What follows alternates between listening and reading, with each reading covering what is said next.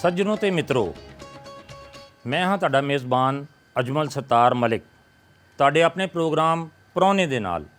ਨਾਜ਼ਰੀਨ, ਕਹਿੰਦੇ ਨੇ ਤੰਦਰੁਸਤੀ ਹਜ਼ਾਰ ਨਿਅਮਤ ਹੈ ਔਰ ਬਿਲਾਸ਼ੁਬਾ ਇੱਕ ਸਿਹਤਮੰਦ ਜ਼ਿੰਦਗੀ ਇਨਸਾਨ ਦੀ ਖੁਸ਼ਹਾਲੀ ਔਰ ਕਾਮਯਾਬੀ ਦੀ ਜ਼ਾਮਨ ਹੈ। ਇੱਕ ਸਿਹਤਮੰਦ ਇਨਸਾਨੀ ਜਿਸਮ ਦੀ ਹਿਫਾਜ਼ਤ ਵਾਸਤੇ ਡਾਕਟਰ ਦਾ ਕਿਰਦਾਰ ਇੰਤਹਾਈ ਅਹਿਮ ਹੁੰਦਾ ਹੈ। ਇਹ ਡਾਕਟਰ ਸਾਡੇ ਜਿਸਮ ਨੂੰ ਸਿਹਤਮੰਦ ਰੱਖਣ ਲਈ ਬਿਮਾਰੀਆਂ ਦੀ ਜਾਂਚ ਕਰਕੇ ਇਲਾਜ ਵਾਸਤੇ ਸਾਡੀ ਰਹਿਨੁਮਾਈ ਕਰਦੇ ਨੇ। ਸਾਡੇ ਅੱਜ ਦੇ ਪ੍ਰਾਹੁਣੇ ਦਾ ਤਾਲੁਕ ਵੀ ਐਸੇ ਹੀ ਮਸੀਹਾਈ ਪੇਸ਼ੇ ਦੇ ਨਾਲ ਹੈ, ਜਿਨ੍ਹਾਂ ਨੇ ਨਾ ਸਿਰਫ ਮੁਲਕ 'ਚ ਬਲਕਿ ਦੁਨੀਆ ਦੇ ਅੰਦਰ ਆਪਣੀ ਕਾਬਲੀਅਤ ਦਾ ਲੋਹਾ ਮਨਵਾਇਆ। ਆਓ ਮਿਲਨੇ ਹਾਂ ਸਾਡੇ ਅੱਜ ਦੇ ਪ੍ਰਾਹੁਣੇ ਡਾਕਟਰ ਪ੍ਰੋਫੈਸਰ ਜਨਾਬ ਜਵੇਦ ਅਕਰਮ ਸਾਹਿਬ ਨਾਲ, ਜਿਹੜੇ ਸਾਬਕ ਵਜ਼ੀਰ ਸਿਹਤ ਵੀ ਰਹੇ ਨੇ ਤੇ UHS ਤੇ ਪਿਮਸ ਦੇ ਸਾਬਕ VC ਵੀ ਰਹੇ। ਡਾਕਟਰ ਜਵੇਦ ਅਕਰਮ ਨੇ ਸਾਡਾ ਇਸਤਕਬਾਲ ਕੀਤਾ ਔਰ ਸਭ ਤੋਂ ਪਹਿਲੇ ਸਾਨੂੰ ਆਪਣੇ ਕਿਚਨ 'ਚ ਲੈ ਗਏ, ਜਿੱਥੇ ਉਹਨਾਂ ਨੇ ਆਪਣੇ ਹੱਥਾਂ ਨਾਲ ਸਾਡੇ ਵਾਸਤੇ ਕੌਫੀ ਬਣਾਈ।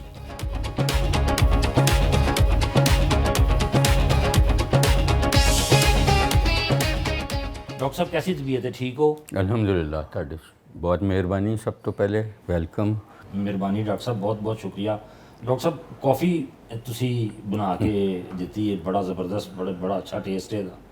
ਤੇ ਇਹ ਕੀ ਕੁਕਿੰਗ ਦਾ ਸ਼ੌਕ ਸ਼ੁਰੂ ਤੋਂ ਹੀ ਹੈ ਜਾਂ ਕੋਈ ਸਾਡੀ ਭਾਬੀ ਨੇ ਪੈਦਾ ਕਰ ਦਿੱਤਾ? ਨਹੀਂ, ਉਹਨਾਂ ਦੀ ਕੌਫੀ ਮੈਂ ਹੀ ਬਣਾ ਕੇ ਦਿੰਦਾ। ਉਹਨਾਂ ਨੂੰ ਬਿਲਕੁਲ ਕੌਫੀ ਦਾ ਕੋਈ ਖਾਸ ਪੀਣ ਦਾ ਸ਼ੌਕ ਹੈ, ਬਣਾਉਣ ਦਾ ਨਹੀਂ। ਅੱਛਾ। ਕੌਫੀ ਦੇ ਵਿੱਚ ਮੈਂ ਕਾਫੀ ਅੱਲਾ ਮੀਆਂ ਨੇ ਮੈਨੂੰ ਰੋਲ ਦਿੱਤੇ ਕਿ ਮਤਲਬ ਇੱਕ ਮੈਂ ਉਸਤਾਦ ਵੀ ਹਾਂ, ਸ਼ਾਗਿਰਦ ਵੀ ਹਾਂ, ਪਰ ਅਜੇ ਵੀ ਸਿੱਖ ਰਿਹਾ ਹਾਂ। ਔਰ ਬਹੁਤ ਸਾਰੀ ਤਹਿਕੀਕ ਮੇਰੀ ਹੈ, ਖਾਸ ਕਰ ਮਕਾਲਾਤ ਜਿਹੜੇ ਨੇ ਉਹ ਮੈਂ ਲਿਖੇ ਨੇ ਬਹੁਤ ਸਾਰੇ। ਉਹਦੇ 'ਚ ਬਹੁਤ ਸਾਰੀ ਮੇਰੀ ਤਹਿਕੀਕ ਕੌਫੀ 'ਤੇ ਵੇ।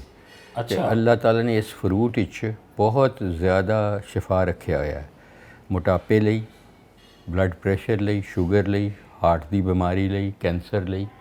ਇਹਦੇ ਬਹੁਤ ਜ਼ਿਆਦਾ ਸ਼ਿਫਾ ਹੈ। ਔਰ ਵੈਸੇ ਵੀ ਮੈਂ ਕਿਉਂਕਿ ਸਮਝ ਲਓ ਕਿ ਇੱਕ ਨਸ਼ਾ ਹੀ ਹੈ ਮੈਨੂੰ ਕੌਫੀ ਦਾ ਬਹੁਤ ਜ਼ਿਆਦਾ, ਪਿਛਲੇ ਕਈ ਸਾਲਾਂ ਤੋਂ। ਔਰ ਮੈਂ ਕੌਫੀ ਦੇ ਕਾਫੀ ਜ਼ਿਆਦਾ ਕੱਪ ਪੀਣਾ, ਔਰ ਮੈਂ ਪੀਣਾ ਵੀ ਬਲੈਕ ਹਾਂ। ਬਲਕਿ ਮੈਂ ਤਾਂ ਬੜੀ ਕੌਫੀ ਪ੍ਰਮੋਟ ਕਰਨ ਵਾਲਿਆਂ 'ਚੋਂ ਪਾਕਿਸਤਾਨ 'ਚ ਇਹ ਬਹੁਤ ਘੱਟ ਲੋਕ ਕੌਫੀ ਡਰਿੰਕਰਸ ਨੇ।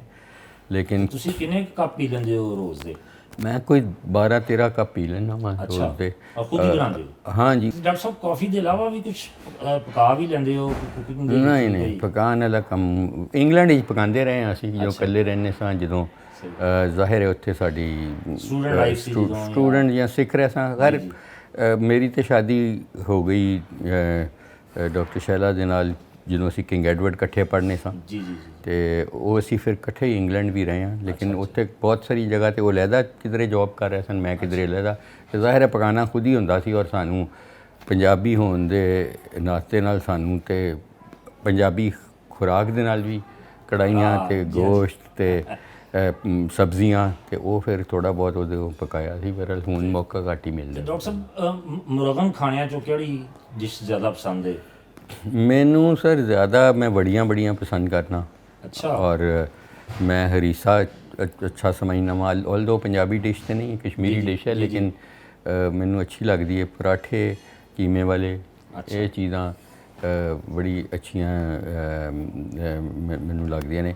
ਲੇਕਿਨ ਮੈਨੂੰ ਜਦੋਂ ਵੀ ਮੈਂ ਕਿਧਰੇ ਬਾਹਰ ਹੁਣ ਵੀ ਜਾਂਦਾ ਵਾ ਨਾ, ਕਿਧਰੇ ਜਪੈਨ ਜਾਂਦੇ ਹਾਂ ਜਾਂ ਯੂਰਪ ਜਾਈਦਾ, ਅਤੇ ਪਹਿਲੇ ਇੱਕ ਦੋ ਦਿਨ ਤਾਂ ਗੁਜ਼ਾਰਾ ਹੋ ਜਾਂਦਾ ਕਿ ਜੋ ਉਹਨਾਂ ਦੀ ਖੁਰਾਕ ਹੈ ਉਹਨੂੰ ਹਲਾਲ ਵਾਲੀ। ਜ਼ਾਹਿਰ ਹੈ ਜ਼ਿਆਦਾਤਰ ਅਸੀਂ ਸੀ ਫੂਡ ਹੀ ਖਾਂਦੇ ਹਾਂ, ਕਿਉਂਕਿ ਹਲਾਲ ਦਾ ਅਤੇ ਮੱਛਲੀ ਜਾਂ ਸ਼ੈਲ ਫਿਸ਼, ਪ੍ਰੌਨਸ, ਲੌਬਸਟਰ ਮੇਰੀ ਬੜੀ ਵੱਡੀ ਕਮਜ਼ੋਰੀ ਹੈ, ਮੈਂ ਬਹੁਤ ਜ਼ਿਆਦਾ ਪਸੰਦ ਕਰਨਾ। ਹਾਂ ਡਾਕਟਰ ਸਾਹਿਬ, ਦੇਖਿਆ ਜਾਏ ਤਾਂ ਤੁਹਾਡੀ ਫੈਮਿਲੀ ਦਾ ਪਸ ਮੰਜ਼ਰ ਜਿਹੜਾ ਹੈ ਉਹ ਸਾਰਾ ਜ਼ਿਆਦਾਤਰ ਸਿਆਸੀ ਹੈ।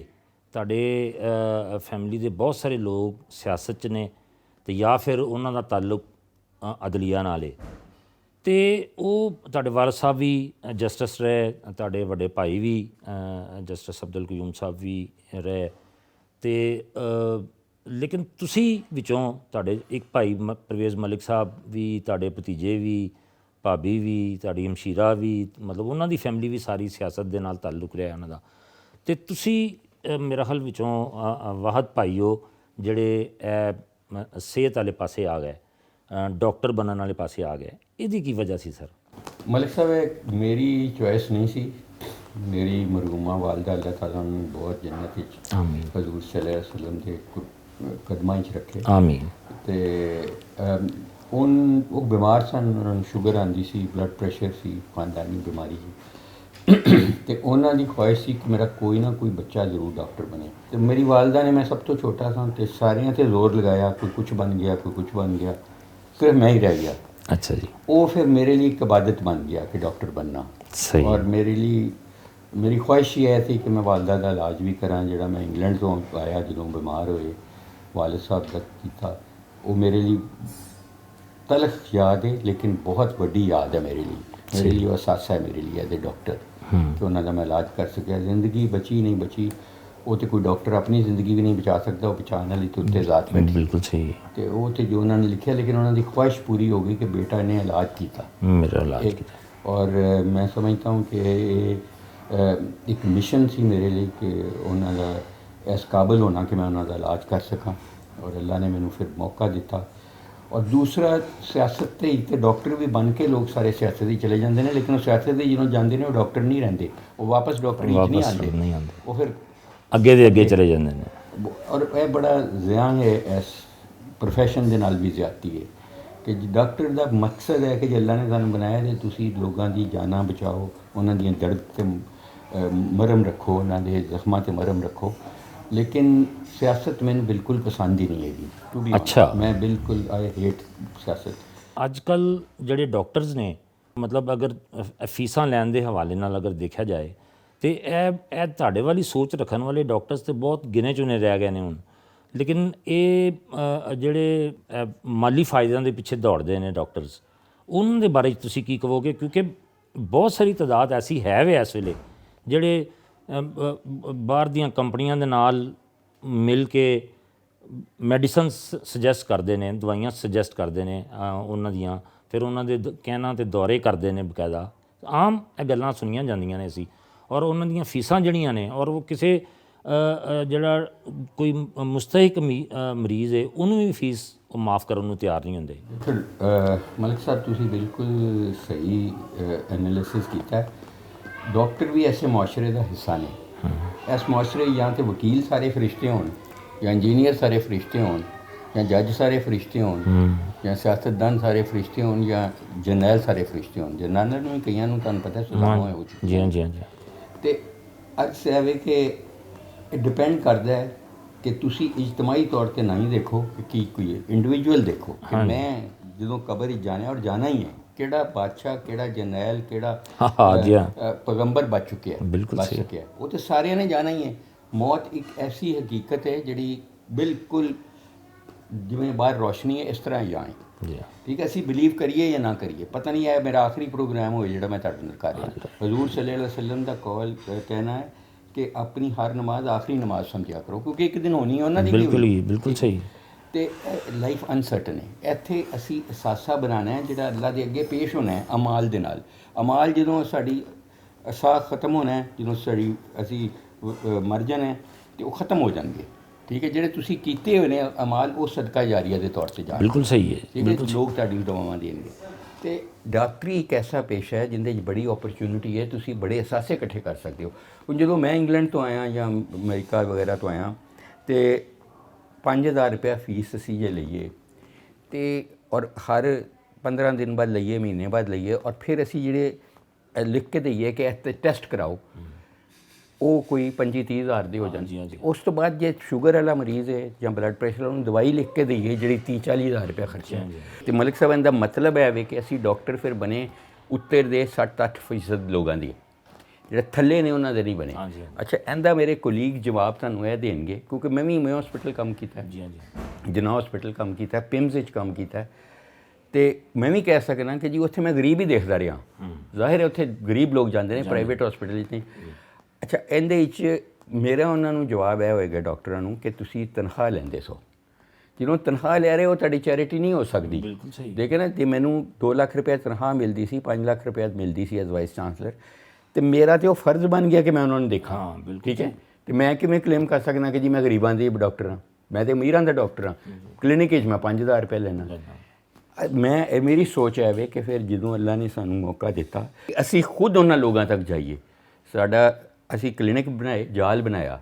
ਆਪ ਅੱਜ ਤੁਹਾਨੂੰ ਲੈ ਕੇ ਵੀ ਜਾਵਾਂਗੇ ਆਪਕਾ ਕਲੀਨਿਕ, ਜਿੱਥੇ ਅਸੀਂ ਕੋਈ ਪੈਸਾ ਨਹੀਂ ਲੈਂਦੇ, ਕੋਈ ਪੈਸਾ, ਜ਼ੀਰੋ।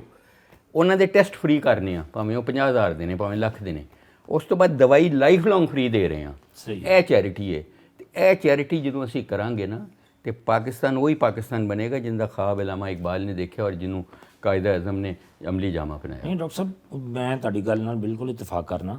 ਮੇਰਾ ਸਿਰਫ ਇਹ ਪੁੱਛਣ ਦਾ ਮਕਸਦ ਸੀ ਕਿ ਜਿਹੜੀ ਉਹ ਕਲਾਸ ਹੈ ਜਿਸ ਕਲਾਸ ਦਾ ਮੈਂ ਜ਼ਿਕਰ ਕਰ ਰਿਹਾ ਹਾਂ, ਤੇ ਉਹਨਾਂ ਦੇ ਬਾਰੇ 'ਚ ਤੁਸੀਂ ਕੀ ਕਹੋਗੇ? ਉਹਨਾਂ ਨੂੰ ਕੋਈ ਪੈਗਾਮ ਦੇਣਾ ਚਾਹੋਗੇ ਕਿ ਯਾਰ ਮਤਲਬ ਥੋੜ੍ਹਾ ਇਹਨਾਂ ਕੋ ਖੌਫੇ ਖੁਦਾ ਕਰਨਾ ਚਾਹੀਦਾ ਹੈ?